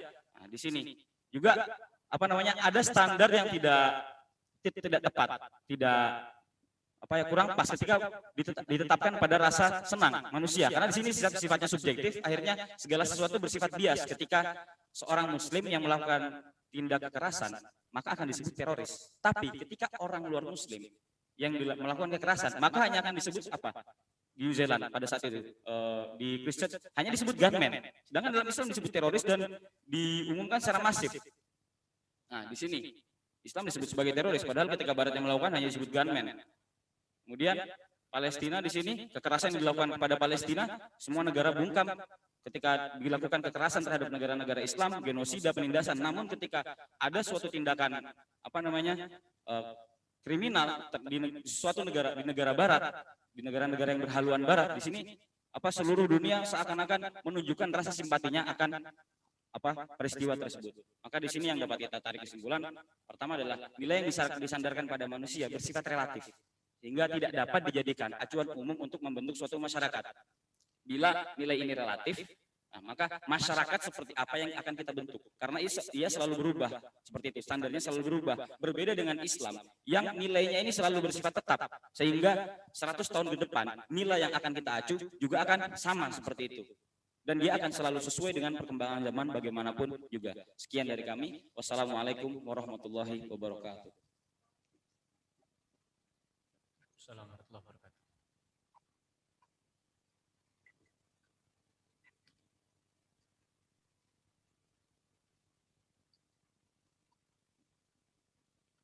Taib, jazakumullah khairan kasiron, Ustadz Ahmad Reza yang telah memaparkan dengan singkat sebuah makalahnya yang berjudul Baik dan Buruk Perspektif Humanisme. Setelah kita lihat, ternyata di dunia barat hari ini problematikanya sangat kompleks sekali, sehingga menimbulkan relativitas nilai. Apa yang dianggap baik sebenarnya buruk, dan apa yang dianggap buruk merupakan kebaikan. Nah, dalam Islam kita melihat bahwasanya segala sesuatu bersumber dari Al-Quranul Karim dan Al-Hadits An-Nabawiyah. Ini merupakan sumber ilmu yang sangat komprehensif, berbeda dalam epistemologi barat yang hanya menyandarkan kepada nilai-nilai rasionalitas saja, atau bahkan melalui pengalaman-pengalaman empiris tanpa nilai-nilai ketuhanan yang transenden. Dalam Islam kita mengetahui sebuah pepatah yang bisa kita sebut dengan la tanzurunna ila aswabin ala ahadin in rumta ta'rifahu fandur ila akhlaqihi. Akhlak apa? Ketika kita ingin mengetahui seseorang, janganlah kita lihat luarnya saja, tapi kita melihat akhlaknya. Akhlak yang baik, akhlak yang sesuai dengan nilai-nilai ketuhanan, berdimensi spiritual, bersih, suci, dan berorientasi kepada nilai-nilai mahmudah dalam ajaran Islam. Tentunya berbeda dengan konsep barat yang beliau jelaskan tadi. Taib, untuk pembicaraan ketiga, beliau berasal dari kota dengan penuh sejarah perjuangan yang luar biasa. Kota mana? Ini Kota Madiun. Beliau bernama Ustazah Nafita Kusuma Dewi, sarjana muda bidang pendidikan, jurusan pendidikan bahasa Arab, alumni Universitas Negeri Semarang. Setelah penjelasan mengenai problem modernitas dan akhlak sebagai solusi, muncul nih pertanyaan baru. Di mana peran sekolah? Apakah sekolah punya pengaruh dalam membentuk kepribadian manusia sebagai figur utama pembentuk peradaban? Atau sekolah hari ini merupakan sistem yang mempunyai maksud-maksud tertentu? Lantas, bagaimanakah pandangan Islam mengenai pola pendidikan yang bisa menjadi alternatif problem pendidikan hari ini? Nah, sebuah pemaparan singkat akan dijelaskan oleh Ustazah Nafita Kusuma Dewi, sebuah makalah yang berjudul Problematika Schooling Society dalam Wacana Pendidikan Kontemporer. Waktu dan tempat kami persilahkan.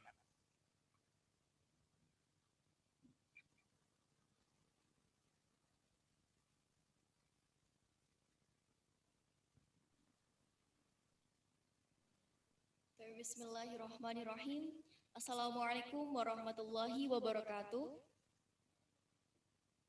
Alhamdulillahi wa kafa, assalatu wassalamu ala nabil mustafa, amma ba'du. Yang saya hormati segenap sivitas akademika Universitas Aisyah Yogyakarta dan hadirin peserta daring yang berbahagia. Sebelumnya terima kasih atas waktu yang telah diberikan. Pada kesempatan kali ini saya akan memaparkan berkaitan dengan problematika schooling society dalam wacana pendidikan kontemporer. Berbicara tentang pendidikan tentu suatu hal yang tidak asing lagi dalam kehidupan kita. Gitu. Namun apa kiranya yang dipikirkan oleh masyarakat ketika ada penerimaan mahasiswa baru ataupun ada penerimaan mahasiswa baru gitu. Masyarakat akan bertanya-tanya, kapan nih kamu masuk sekolah? Kapan nih kamu masuk kuliah? Begitu banyak pertanyaan yang menanyakan kapan seseorang masuk dalam institusi formal seperti itu. Nah, namun kiranya apa yang diasumsikan oleh masyarakat ketika ada anak umur 7 tahun namun belum sekolah, mereka akan bertanya-tanya, loh, udah 7 tahun tapi kok belum sekolah gitu.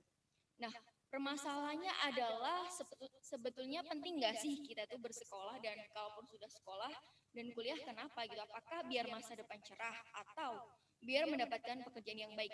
Inilah yang kemudian menjadi hegemoni dewasa ini ketika sekolah mendominasi cara pandang terkait pendidikan, di mana pendidikan diasosiasikan dengan institusi formal seperti itu. Nah, maka tidak heran gitu ketika banyak orang berburu ijazah palsu gitu untuk memperoleh legitimasi dari institusi formal. Sebetulnya yang salah bukanlah ijazahnya gitu, namun yang salah adalah dalam tataran praktisnya, di mana hal ini terjadi gap gitu ya dalam tataran normatif dan praktis itu. Nah, di sisi lain juga dapat kita lihat banyak para koruptor gitu yang dihasil dari orang-orang yang berpendidikan tinggi, kemudian banyak pemuda yang terlibat dalam tawuran, kriminalitas, bahkan menyalahgunakan narkoba seperti itu. Nah, inilah fenomena persekolahan dewasa ini gitu. Ketika masyarakat mengalami sebuah disorientasi cara pandang gitu ya, berkaitan dengan sekolah, berkaitan dengan tujuan, dan juga berkaitan dengan urgensi dari ijazah itu sendiri gitu, maka kita perlu menelaah secara historis dan filosofis gitu terkait bagaimana sih hakikat pendidikan, relevansinya dengan budaya ilmu gitu. Namun sebelum membahas lebih lanjut, alangkah baiknya kita mengetahui definisi dari sekolah itu sendiri. Menurut Ivan Illich, sekolah itu adalah terbatas untuk umur tertentu. Nah, implikasinya apa? Ketika ada seseorang yang berumur 30 tahun, namun ingin masuk ke dalam perguruan tinggi negeri, maka ia tidak bisa gitu. Karena apa? Batasan maksimal daftar S1 adalah 21 tahun. Nah, kemudian sekolah terpaku pada suatu kurikulum yang wajib. Padahal kalau kita telisik, setiap individu, setiap masyarakat memiliki background latar belakang yang berbeda, pun orientasi ke depan adalah berbeda. Ibarat kata si A adalah minatnya matematika, si B minatnya seni lukis gitu. Dengan adanya kurikulum yang wajib ini, ketika si A dapat matematika 8, si B harus mendapatkan 8 juga seperti itu. Nah, berbicara tentang sekolah yang saya maksud di sini adalah sekolah SD, SMA, ataupun dalam tataran perguruan tinggi. Nah, berbicara tentang sekolah dan persekolahan ada sebuah istilah schooling society, yakni sebuah paham yang menganggap bahwa sekolah sebagai sebuah paradigma gitu, di mana realitas di dalam sekolah itu, realitas di dalam sosial itu tersekolahkan.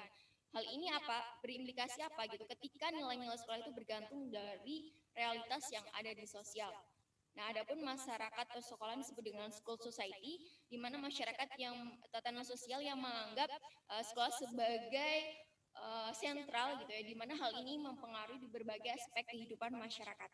Nah, di Indonesia sendiri ada sebuah istilah sekolahisme, yaitu sebuah sebuah paham yang menganggap bahwa bersekolah itu sama dengan mencari ilmu. Ketika seorang tidak bersekolah berarti tidak cari ilmu gitu, dan apabila selesai sekolah ataupun kuliah selesai pula upaya mencari ilmu gitu.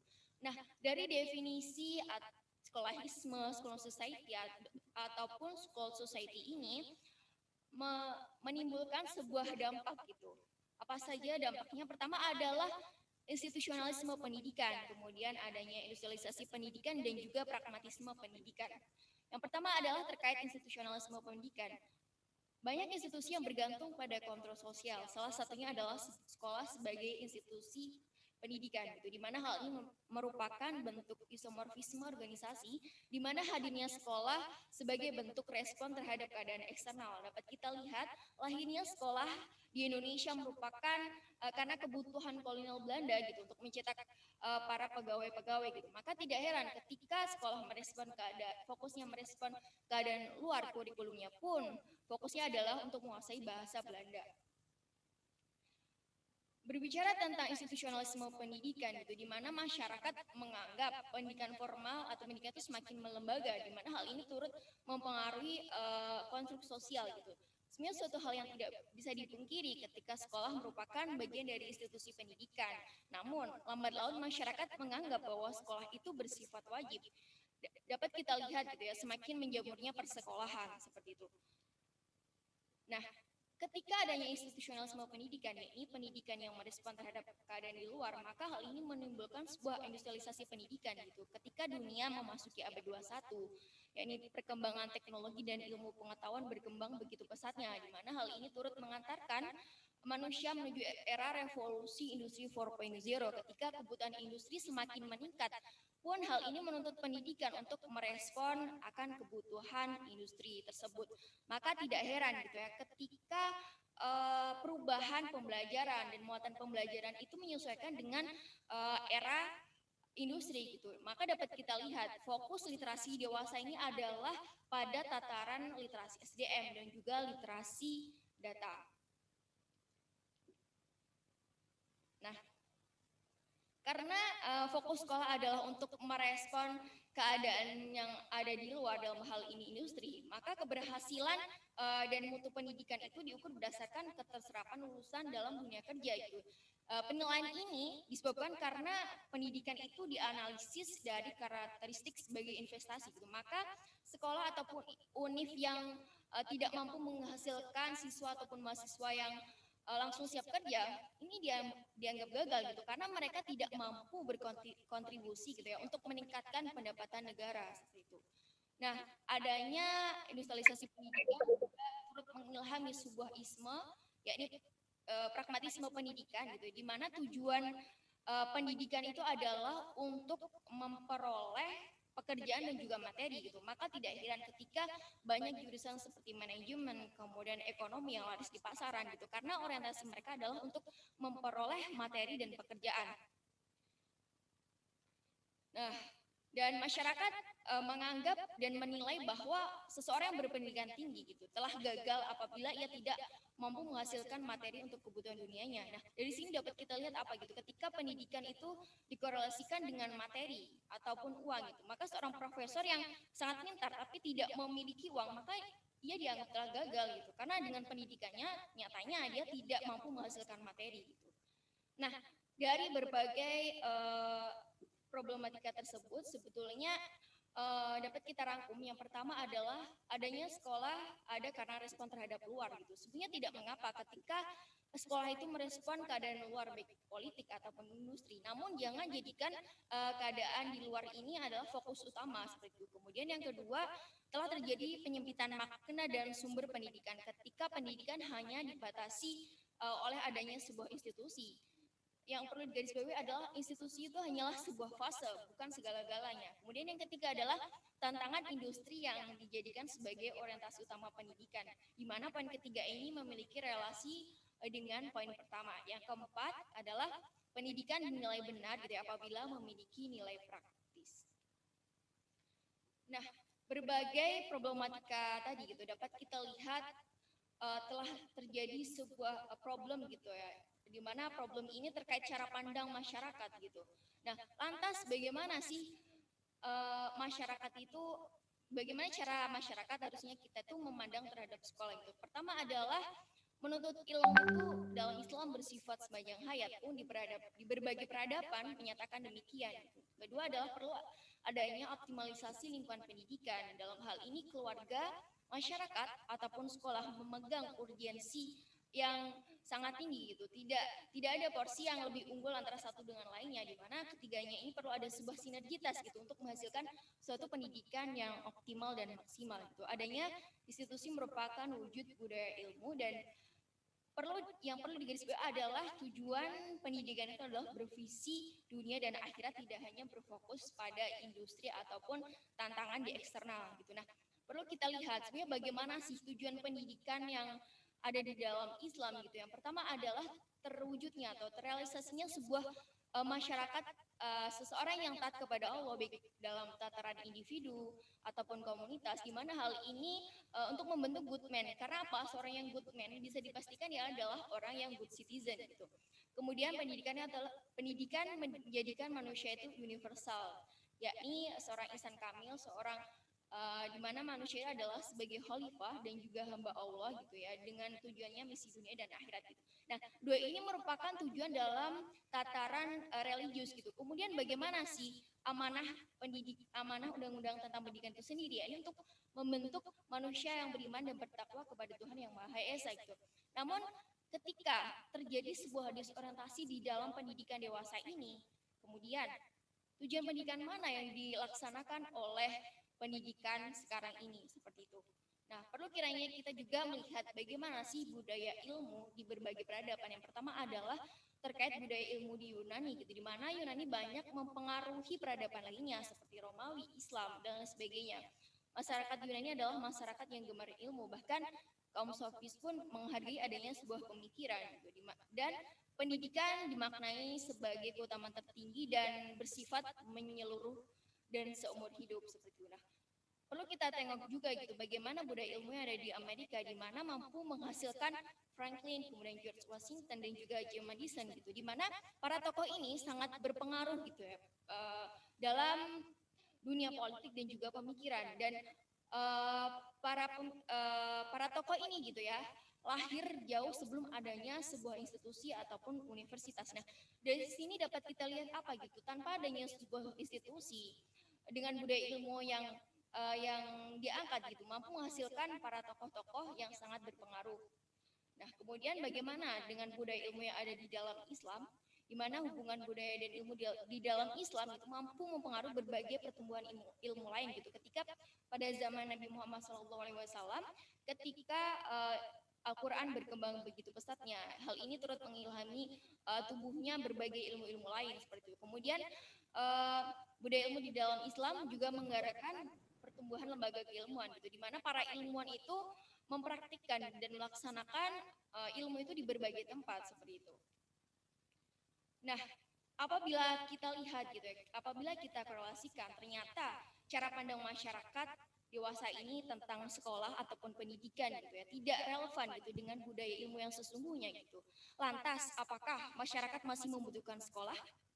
Tentunya masih sangat membutuhkan gitu. Namun yang perlu diperbaiki adalah terkait cara pandang masyarakat dalam memandang sekolah dan pendidikan itu sendiri, di mana budaya ilmu harus diletakkan sebagai keutamaan tertinggi, yakni untuk menjalankan misi dunia dan akhirat seperti itu. Nah, dari pemaparan tadi dapat disimpulkan bahwa ternyata problematika schooling society atau sebuah paradigma schooling society itu menimbulkan institusionalisme, industrialisasi, dan pragmatisme pendidikan, di mana mereka menganggap bahwa sumber pendidikan tidak hanya berbatok dengan institusi dan massa, dan pendidikan itu harusnya menjadikan manusia sebagai insan kamil, yakni dengan misi dunia dan akhirat seperti itu. Hadam ini supronal husni ihtimamikum. Assalamualaikum warahmatullahi wabarakatuh.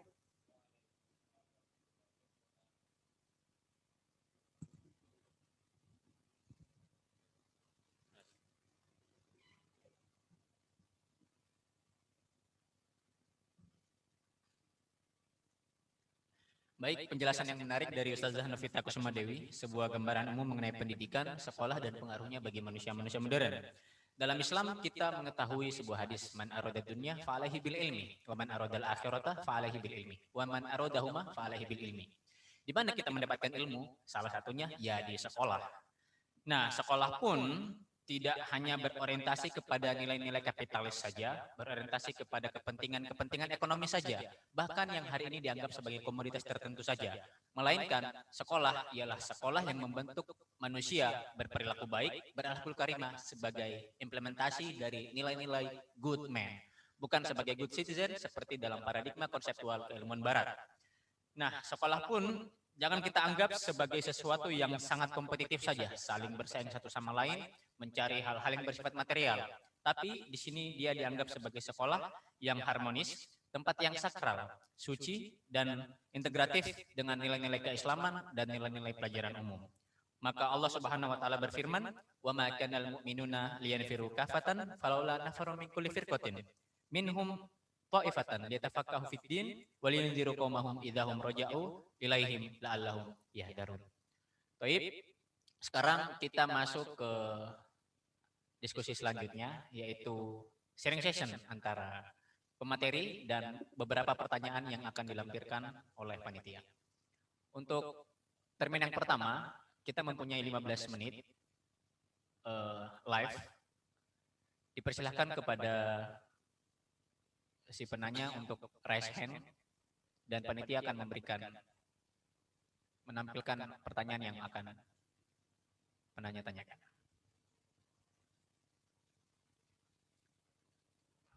Raise hand.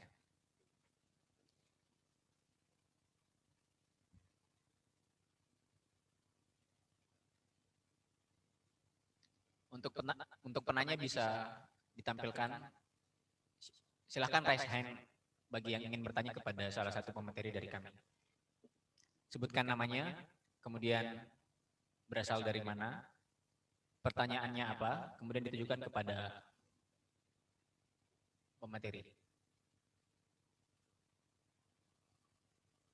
Di dalam chat box mungkin bisa diberikan atau ditulis nama di Zoom-nya.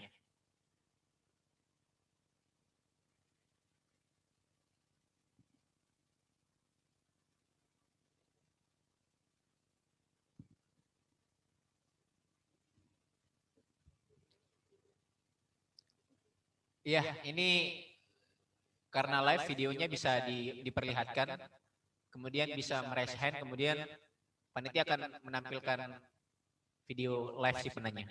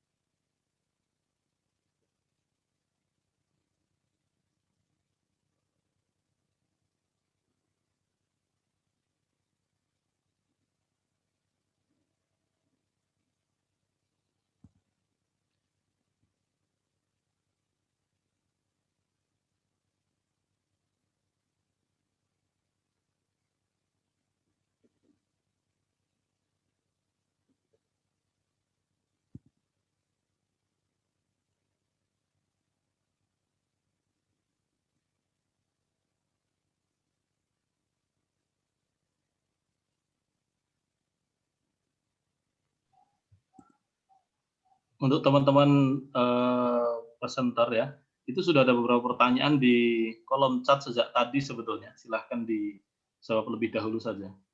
Baik, pertanyaan akan ditampilkan oleh panitia di slide langsung.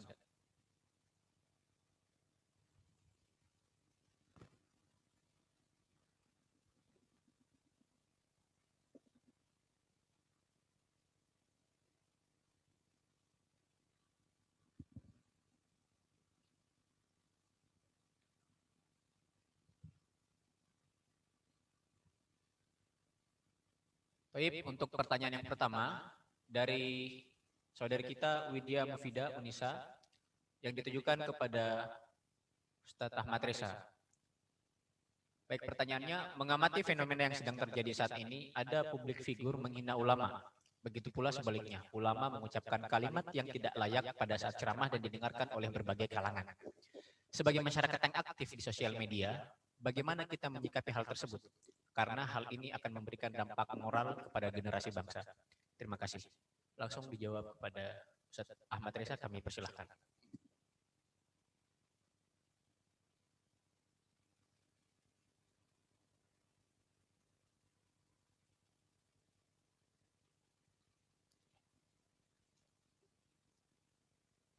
Oke, baik. Terima kasih atas pertanyaannya, Saudari Widya Mufidah.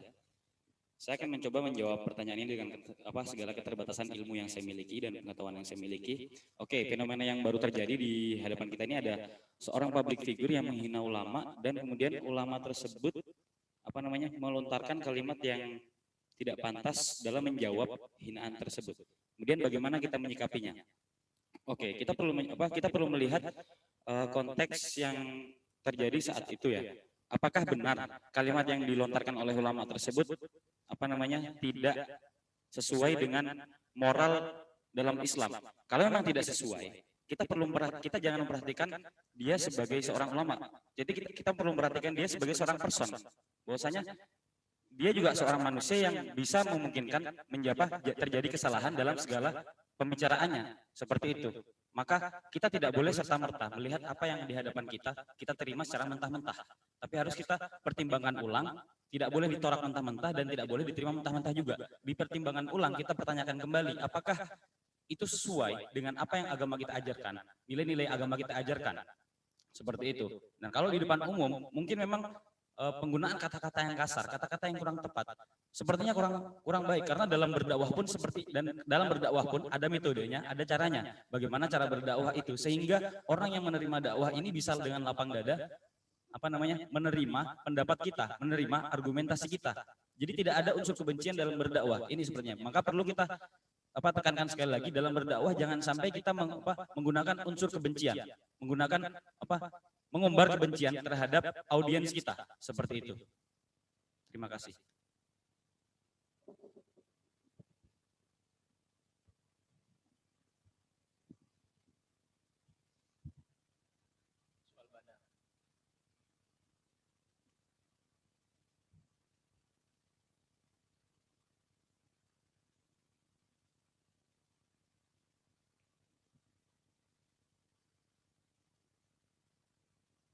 Toib, jawaban yang singkat dari Ustaz Ahmad Reza. Untuk pertanyaan kedua, kami akan bacakan dari saudari kita Mia Ayu Aprilia Devi Unisa. Ingin bertanya lagi kepada Ustaz Ahmad Reza, lagi. Bagaimana menurut Bapak dan pandangan Islam tentang gerakan feminisme? Apakah itu bertentangan dengan ajaran Islam atau selaras dengan ajaran Islam yang terdapat dalam Al-Quran dan Sunnah Rasulullah? Waktu dan tepat kami persilahkan. Fadhal Ustaz.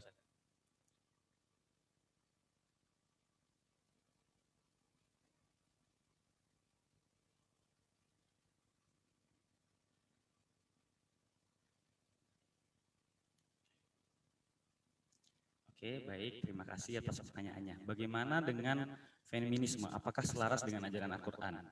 Oke, perlu kita ketahui bahwa bagaimana feminisme ini muncul.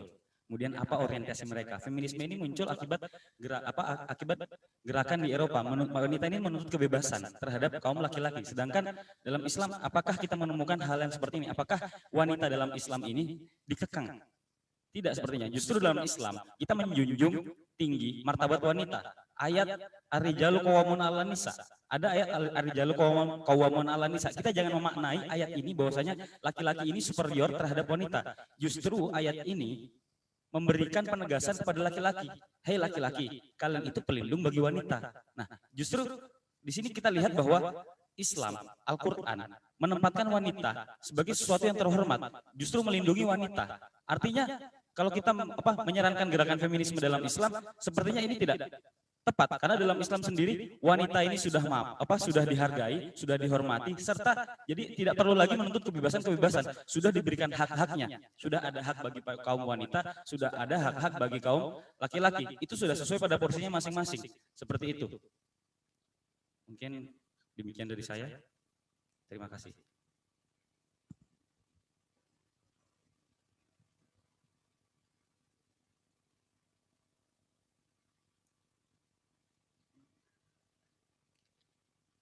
Baik, untuk pertanyaan ketiga, berikut akan kami tampilkan. Pertanyaan ditujukan kepada Ustazah Novita, seorang mahasiswa dari UGM, beliau Akhirna Nuruddin. Pertanyaan saya saat ini, di Indonesia muncul gerakan deschooling sehingga menghasilkan sekolah-sekolah alternatif. Tapi ada juga upaya memadukannya, misal dengan tetap menjalani pendidikan formal di sekolah dan pendidikan di TPA atau pesantren pendidikan lain. Bagaimana menyikapi perkembangan tersebut? Apakah Islam mendukung deschooling atau lebih pada memberikan ruang bagi pendidikan informal untuk lebih berkembang atau peleburan sistem pendidikan? Mohon responnya. Bagaimana pula dengan kultur kekerasan, mulai dari bullying, senioritas, dan lain-lain yang eksis tidak hanya di pendidikan formal, tapi juga informal termasuk pesantren? Bagaimana menghapus budaya kekerasan tersebut berbasis tradisi ilmu Islam tadi? Bagi Ustazah, falyatafadhol siyadatuha maskuran.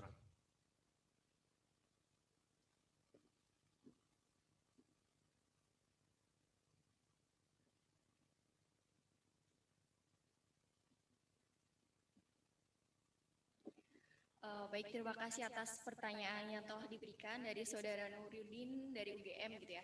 Sejauh pembacaan saya, sebetulnya kalau kita berbicara tentang deschooling gitu kan, yang pertama kali yang menggagas itu adalah Ivan Illich gitu. Sebetulnya makna deschooling di sini bukanlah untuk meniadakan sekolah itu sendiri, tapi untuk bagaimana sih mengoptimalkan peran sekolah terkait dengan pendidikan gitu. Adapun untuk dewasa ini gitu ya, sebetulnya ide yang saya gagas ini bukanlah untuk meniadakan sekolah atau bahkan menghapus sekolah yang ada di Indonesia gitu, bukan. Namun untuk mendudukan kembali gitu ya terkait cara pandang masyarakat tentang sekolah itu sendiri gitu, di mana sekolah itu hanyalah sebagai salah satu sumber pendidikan gitu. Maka perlu adanya sebuah optimalisasi gitu ya antara sumber-sumber yang lain, tidak hanya berpatok pada sekolah gitu. Kemudian terkait fenomena kultur bullying dan lain sebagainya seperti itu. Nah, kenapa hal ini bisa terjadi gitu? Karena fokus materi dewasa ini bukanlah untuk penekanan adab, akhlak dan sebagainya. Fokus pendidikannya adalah untuk ranah kognitif sih, Bu, seperti itu gitu. Sehingga hal ini berdampak pada output dari pendidikan itu sendiri ketika para siswa terfokus untuk meningkatkan kognitif, namun menafikan urgensi dari akhlak ataupun adab itu sendiri seperti itu. Hadam ini syukron.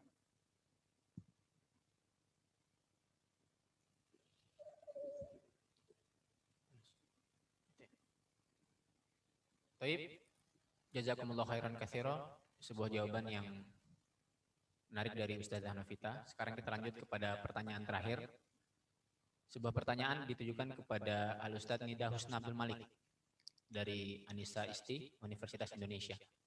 Ketika kita mengalami suatu peristiwa yang traumatis dan membuat kita harus mengambil peran atau tanggung jawab dari orang yang seharusnya bukan waktu kita untuk mengambil tanggung jawab tersebut, dengan terpaksa membuat kita harus merevisi mimpi cita-cita kita yang ingin kita kejar untuk memenuhi tanggung jawab tersebut. Realita ini akhirnya membuat kita kehilangan motivasi atau keinginan diri untuk menginginkan sesuatu yang penting tanggung jawab itu terpenuhi.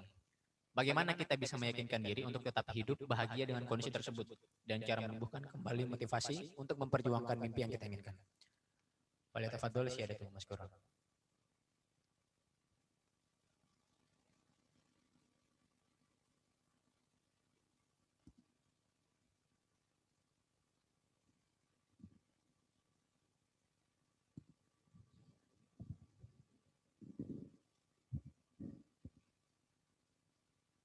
Baik. Sebelum itu bisa ditampilkan lagi nggak pertanyaannya? Tadi lumayan panjang juga ini nampaknya.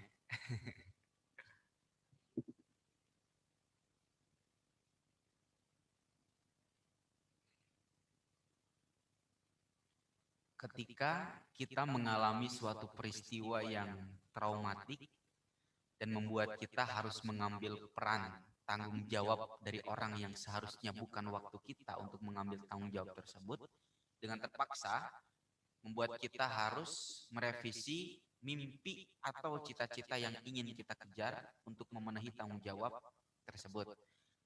Realita ini akhirnya membuat kita kehilangan motivasi atau keinginan diri untuk menginginkan sesuatu atau mencita-citakan sesuatu. Yang penting tanggung jawab itu terpenuhi. Bagaimana kita bisa meyakinkan diri untuk tetap hidup bahagia dengan kondisi tersebut dan cara menumbuhkan kembali motivasi untuk memperjuangkan mimpi yang kita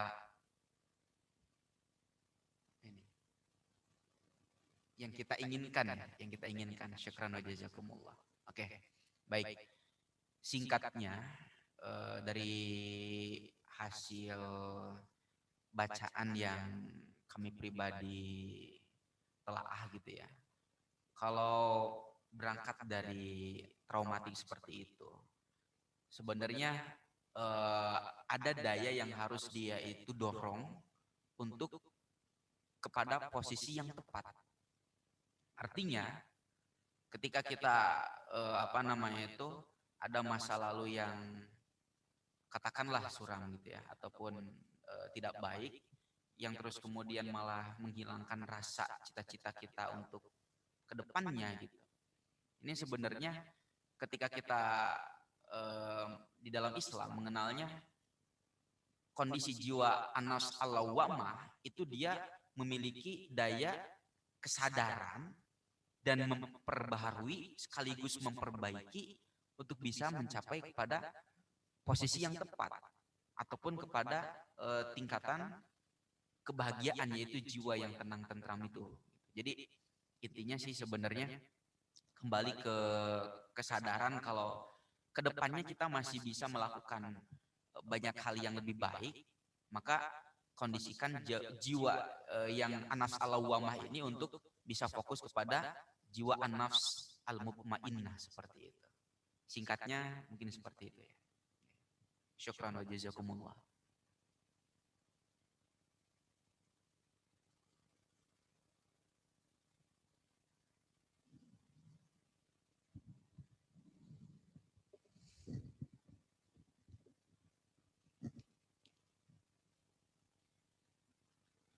Baik, jazakumullah kepada 3 pemateri yang telah memaparkan dengan singkat berikut problem-problem manusia modern, kontemporer, dan solusinya tawaran perspektif Islam, sehingga kita bisa mengambil beberapa pelajaran yang sangat luar biasa dari 3 pemateri kita hari ini.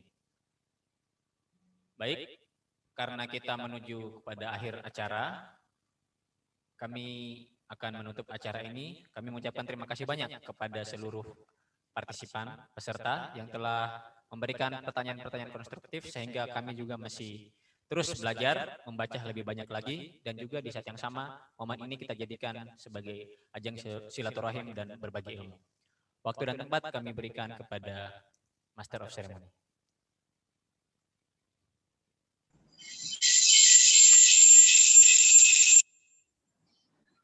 Kami haturkan terima kasih kepada Saudara Nida Husna Abdul Malik, Ahmad Reza, dan Saudari Novita Kusuma Dewi atas materinya, serta tak lupa juga terima kasih kami haturkan kepada Saudara moderator yang telah memimpin jalannya pemaparan materi dan sesi tanya jawab.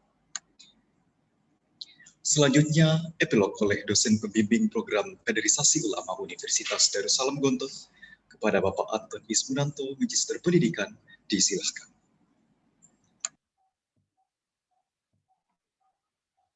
Alhamdulillah wassalatu wassalamu ala Rasulillah wa ba'du. Rabbana zidna ilma warzuqna fahma.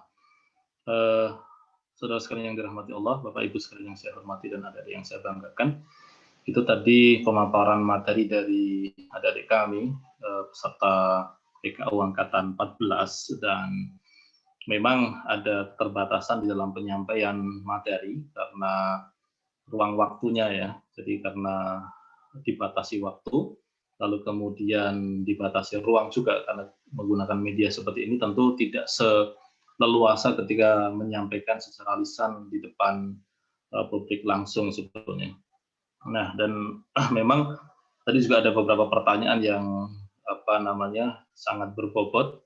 Bahkan ada pertanyaan yang belum sempat dijawab karena waktunya sudah habis. Bahkan ini di kolom chat ada yang mengatakan, loh kok sudah selesai begitu. Nah, mungkin lain waktu bisa dilanjutkan. Tapi memang tadi beberapa penanya memang lebih senior dibandingkan adik-adik sekalian yang presentasi ya. Tadi ada pengajar di Unisa, itu juga salah satu yang aktif belajar di beberapa lingkar belajar misalkan. Lalu juga ada Mas Nuruddin, nah, itu beliau ini masih S3 di UGM dan peneliti di UGM juga. Maka beberapa pertanyaan itu memang betul-betul akan berguna bagi peserta yang mendengarkan. Baik, di bagian closing ini izinkan saya membuat satu rangkaian kalimat yang merangkum pokok-pokok persoalan yang disampaikan oleh pemateri tadi. Pertama, kita harus menyadari bahwa peradaban Barat ini adalah peradaban yang terkuat hari ini. Bukan hanya terkuat secara politik dan militer, meskipun berkaitan dengan politik dan militer ini, China tampaknya akan segera melampauinya. Apalagi kalau China ini dia bukan sekedar negara ya. China ini adalah sebuah peradaban yang berusia lebih dari 3.000 tahun dan tidak ada ceritanya mereka runtuh. Bahwa ada pergolakan di dalamnya, iya, tetapi dia tidak punya cerita runtuh total seperti Romawi misalkan atau Persia misalkan.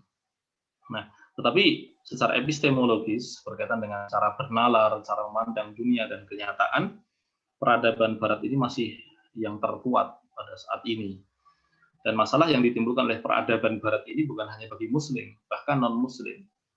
Bahkan kalau kita mau tarik berkaitan dengan Islam sebagai agama, kenapa Islam sebagai agama itu dihajar habis-habisan oleh dunia internasional? Itu karena kenyataannya semua agama selain Islam itu sudah runtuh di hadapan peradaban Barat, hancur lebur di hadapan peradaban Barat.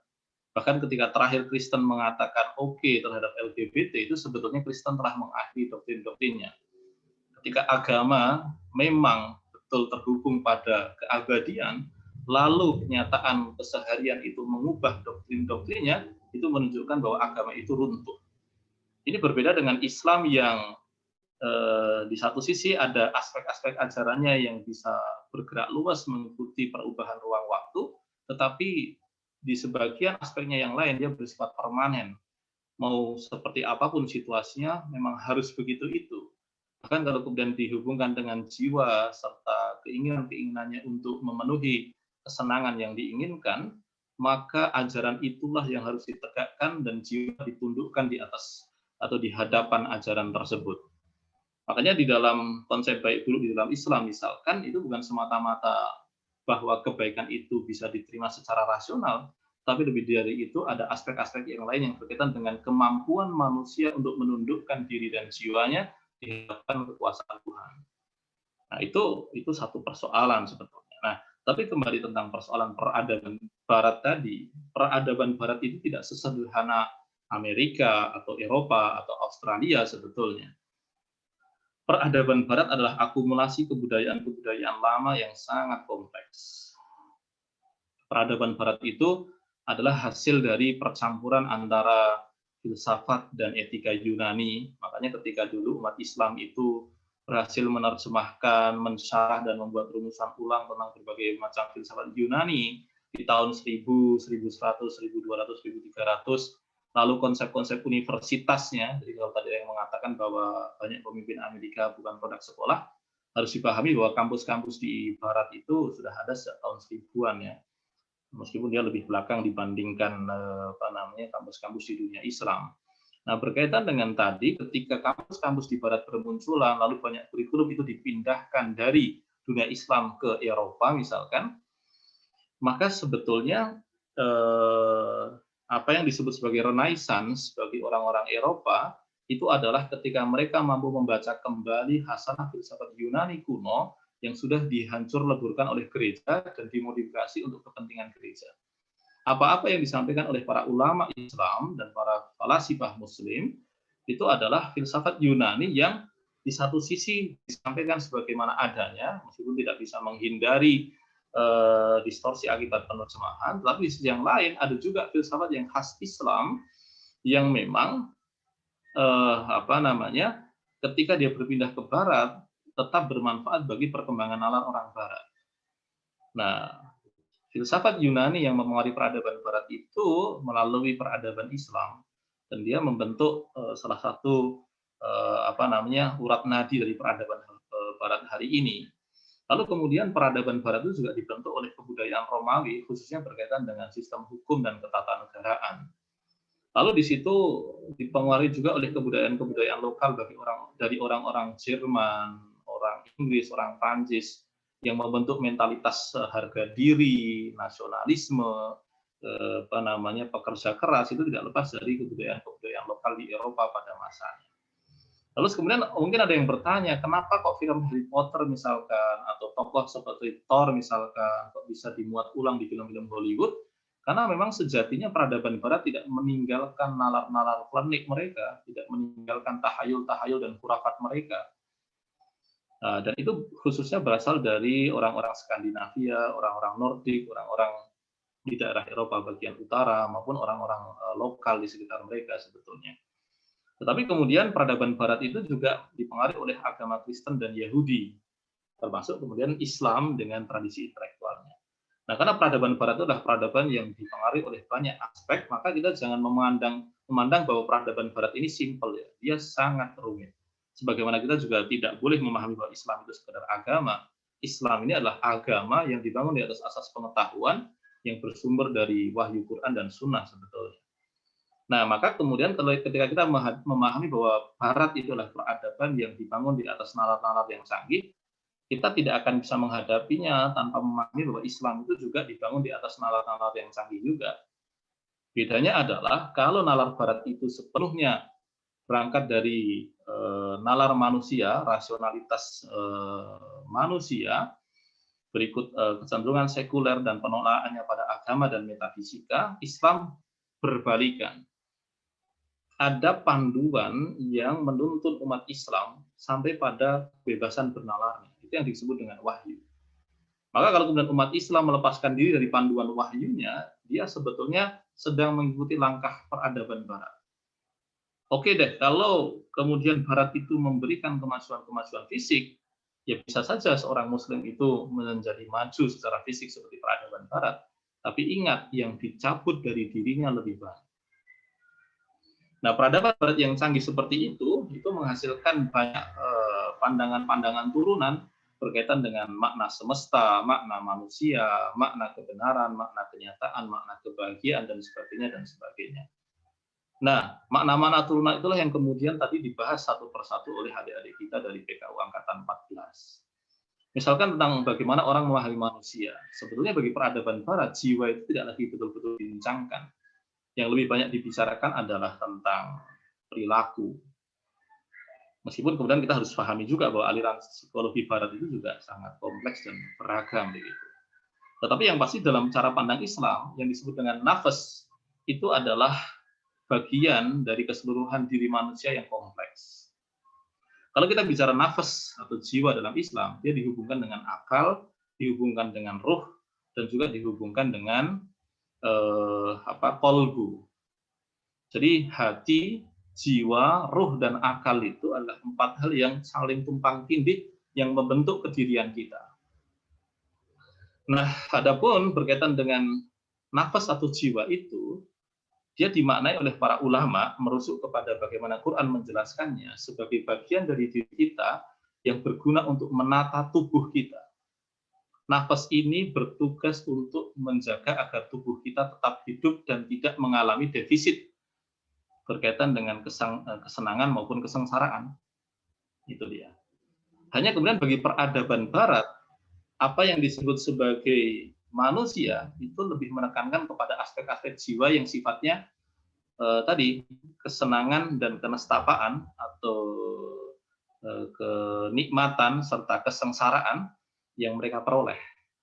Mereka mengabaikan tingkatan yang lebih tinggi dari kebutuhan jiwa yang berkaitan dengan akal budi dan spiritualitas. Padahal bagi Muslim, jiwanya yang membutuhkan kesenangan dan menghindari kenestapaan itu harus dituntun oleh spiritualitas dan akal.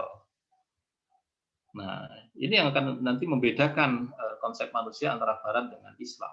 Makanya ketika kemudian manusia disibukkan dengan kesenangan-kesenangan yang bertingkat rendah, yang berasal dari hayawaniyahnya, unsur hewaninya, yang berkaitan dengan menghindari kesengsaraan dan mencoba mengumpulkan kenikmatan sebanyak-banyaknya, maka dia sebetulnya sedang mengalami defisit berkaitan dengan kenikmatan dan kebahagiaan yang lebih tinggi, yaitu akal dan spiritualitas. Maka semakin mereka jauh melangkah untuk mendapatkan kesenangan-kesenangan jasmani dan hewani tersebut, maka dia akan semakin sengsara. Nah, itu dia. Dan lebih parah lagi adalah konsep manusia yang sudah dikebiri seperti itu, yang sudah dibonsai seperti itu, dijadikan sebagai ukuran nilai. Proses menjadikan manusia yang sangat terbatas itu sebagai ukuran nilai, itu yang disebut dengan humanisme. Makanya ada yang mendefinisikan humanisme sebagai man is measure of everything. Manusia adalah ukuran segala. Baik buruk mengikuti selera manusia. Ketika seleranya bersifat hewani dan jasmani, maka kebaikan dan keburukan merujuk kepada kualitas materi dan hewani tadi. Maka kalau dia semakin bergerak ke situ, maka semakin nestapa dirinya. Termasuk ketika orang bicara persekolahan, yang sejatinya berfungsi untuk menegaskan pendidikan, gegara orientasinya merujuk kepada hal-hal yang rendah tadi, maka manusia akhirnya hanya menguatkan unsur-unsur yang bersifat materi dan hewani tadi. Artinya, sehingga kita temukan apa? Dia menjadi satu lingkaran yang berputar semakin dalam menuju kenestapaan yang semakin parah. Nah, ketika semua agama dan sistem filsafat itu lebih menuruti peradaban Barat, maka kita harus paham bahwa Islamlah sumber inspirasi utama kita untuk menyelamatkan diri kita dari kondisi yang makin memburuk tersebut. Kita perlu kembali merujuk makna manusia berdasarkan Islam. Kita perlu kembali merujukkan kepada Islam apa yang kita maksud dengan kebahagiaan, berkaitan dengan nilai, berkaitan dengan kebenaran, kesengsaraan, kemajuan, kemunduran, dan sebagainya, dan itu akan bisa diseminasikan melalui proses-proses pendidikan yang tidak hanya sekedar berorientasi pada industri. Nah, kalau kita mau kita mau bertanya pada saat hari ini, ketika industri atau ekonomi semakin kapitalistik, politik semakin brutal, sekarang kita perlu bertanya, siapa dan apa yang bisa membantu kita untuk melepaskan diri dari situasi terpuruk ini? Jawabannya adalah orang yang secara serius menekuni agama dan mewujudkan agama dalamnya adalah Islam. Jadi orang yang secara serius menekuni Islam dan menjalaninya, dan secara serius pula dia mengajarkannya kepada orang banyak. Artinya Islam dan pendidikan itu adalah basis dari perbaikan ini. Revitalisasi pendidikan kita agar tidak hanya berorientasi industri. Kebutuhan untuk industri itu kita tidak membantah bahwa dia perlu. Tetapi penekanan berlebih pada hal itu mencabut diri kita dari kesejatian kita. Nah, saudara sekalian dirahmati Allah, ketika kita bisa menata ulang makna jiwa, makna manusia, makna kebenaran, makna keadilan, makna kemajuan menurut Islam, lalu kemudian manusia bukannya menciptakan nilai-nilai baru berdasarkan kesenangannya, tetapi ditundukkan kepada nilai-nilai yang sesuai dengan Islam tadi. Lalu kemudian nilai-nilai itu direalisasikan, dijalankan, diresapi, dimaknai, dan kemudian diajarkan, didesimulasikan melalui pendidikan yang sebenarnya, kita berharap bahwa persoalan ini bisa diuraikan pelan-pelan. Tapi ketika pendidikan itu dia semakin industrialistik, semakin menuruti keinginan manusia yang sifatnya materi dan hewani tadi, maka kita menjadi pesimis bahwa masa depan kita itu akan semakin muram begitu. Peradaban Barat sebetulnya mencoba mengevaluasi dirinya sendiri, tetapi karena muara dari perbaikan yang dia inginkan itu juga berasal dari pandangan hidupnya sendiri, maka mereka berputar dari satu ekstrem ke ekstrem yang lain. Ketika kapitalisme tidak bisa menjawab persoalan, mereka terlempar ke komunisme. Ketika komunisme ternyata menumpahkan terlalu banyak darah, mereka menciptakan kapitalisme yang lebih sopan. Tapi kapitalisme yang lebih sopan ini pun, misalkan dengan CSR misalkan ya, ternyata tidak mampu menghambat kerakusan manusia karena memang falsafahnya, pandangan hidupnya, nilai-nilai utamanya tidak berasal dari wahyu yang menuntut manusia untuk menundukkan dirinya kepada sumber keberadaannya, yaitu Tuhan yang Maha Esa. Nah, saudara sekalian yang dirahmati Allah, kalau kita memahami bahwa pokok-pokok persoalan kita itu berasal dari nalar kita, dari cara pandang kita, dan dari cara hidup kita akan bisa menguraikan hal itu. Tapi kalau kita masih menganggap baik perputaran dunia yang menuruti cara pandang barat sekuler ini, maka kita akan semakin masuk ke dalam persoalan-persoalan yang tidak ada ujungnya. Mungkin itu yang bisa kami buat garis merahnya atau benang merah yang mencoba mempertautkan antara bahasan pertama, kedua, dan ketiga, meskipun tidak bisa menyelesaikan pertanyaan-pertanyaan yang sifatnya sangat teknis tadi. Misalkan tentang persoalan formalitas sekolah atau tidak, itu tentu penting untuk diuraikan, tapi kalau itu coba diselesaikan sementara pandangan pokoknya tidak coba dibenahi, persoalan itu tidak akan selesai. Atau misalkan tentang persoalan persoalan lebih kepada tentang eksistensi laki-laki dan perempuan dalam narasi emansipasi dan feminisme, itu kalau kita tidak tarik kepada yang lebih dasar tadi, yang lebih elementer tadi, kita pun juga tidak akan menyelesaikannya. Mungkin itu sebagai hujungan, semoga berguna untuk merangkum uraian-uraian awal tadi, dan sekali lagi kami mengucapkan terima kasih yang sebesar-besarnya kepada pihak Universitas Aisyah, secara khusus Departemen atau jurusan D3 Radiologi. Terima kasih Bapak Ibu sekalian yang membimbing para mahasiswa dan mahasiswi di jurusan radiologi atas perkenanannya untuk menjadikan forum ini, majelis mulia ini, sebagai tempat adik-adik kami yang menyiapkan diri mereka sebagai ulama yang punya konsen pada persoalan pemikiran Islam untuk menyampaikan hasil belajar mereka dan mencoba untuk mengasah penalaran mereka melalui pertanyaan-pertanyaan yang tajam tadi. Semoga 2 jam yang kita habiskan tadi menjadi pahala bagi kita semua dan kebermanfaatan bagi dunia dan akhirat kita. Dan saya kembalikan waktunya kepada MC. Barakallahu li wa lakum wassallallahu ala nabiyyina Muhammad. Tafadhol. Kami haturkan terima kasih kepada Bapak Antoni Ismunanto atas titipannya. Pembacaan doa oleh Saudari Goliza Kamara. Kepada yang bertugas, disilahkan. Assalamualaikum warahmatullahi wabarakatuh.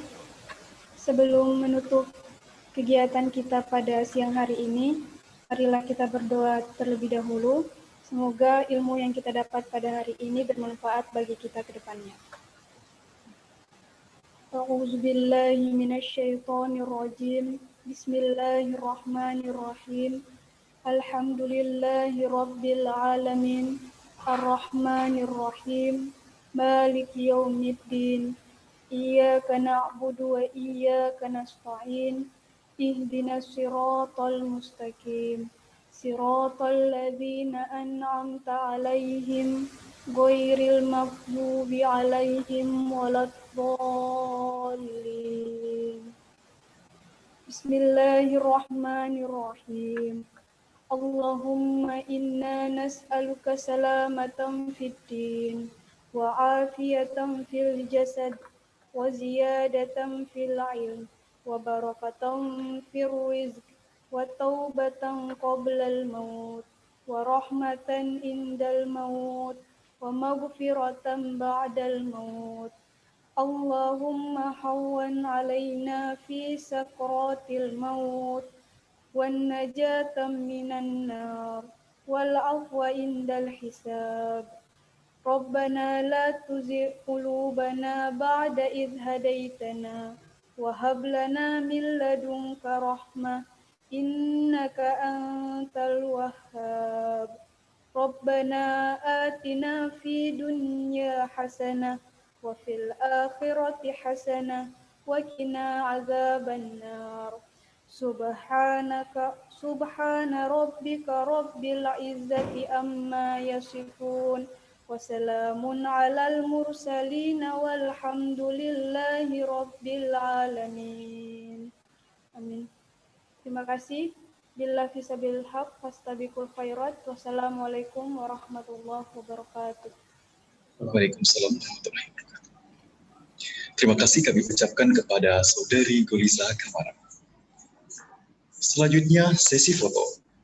Mohon seluruh peserta untuk dapat mempersiapkan diri dengan menyalakan kamera. Foto akan dilakukan dalam 11 kali atau dilakukan slide per slide. Seluruh peserta dimohon untuk tetap menyalakan kamera hingga sesi foto dinyatakan berakhir. Saya akan memandu sesi foto kali ini dengan memberikan aba-aba. Untuk slide pertama, 1, 2, 3. Slide kedua, 1, 2, 3. Slide ketiga, 1, 2, 3. Slide keempat, 1, 2, 3. Selanjutnya, 1, 2, 3. Slide selanjutnya, 1, 2, 3. Selanjutnya, 1, 2, 3.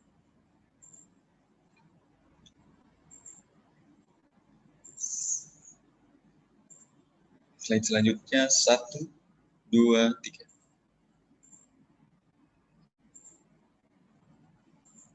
Slide selanjutnya, 1, 2, 3. Untuk slide terakhir, 1, 2, 3. Sesi foto telah selesai dan kami haturkan terima kasih kepada seluruh peserta. Tibalah kita pada penghujung acara kali ini. Semoga ketiga materi yang telah disampaikan sebelumnya dapat bermanfaat dan membawa berkah bagi kita semua. Saya Jordi Rodamaloh, pamit undur diri. Terima kasih atas perhatiannya. Lebih dan kurangnya kami mohon maaf. Billahi fisabilil haq. Fastabiqul khairat. Wassalamualaikum warahmatullahi wabarakatuh.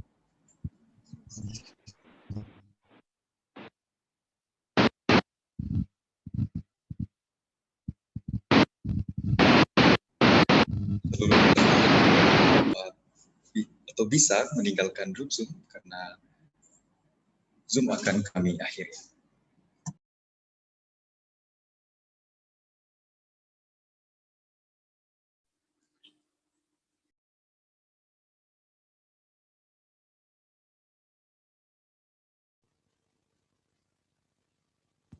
Terima kasih semuanya.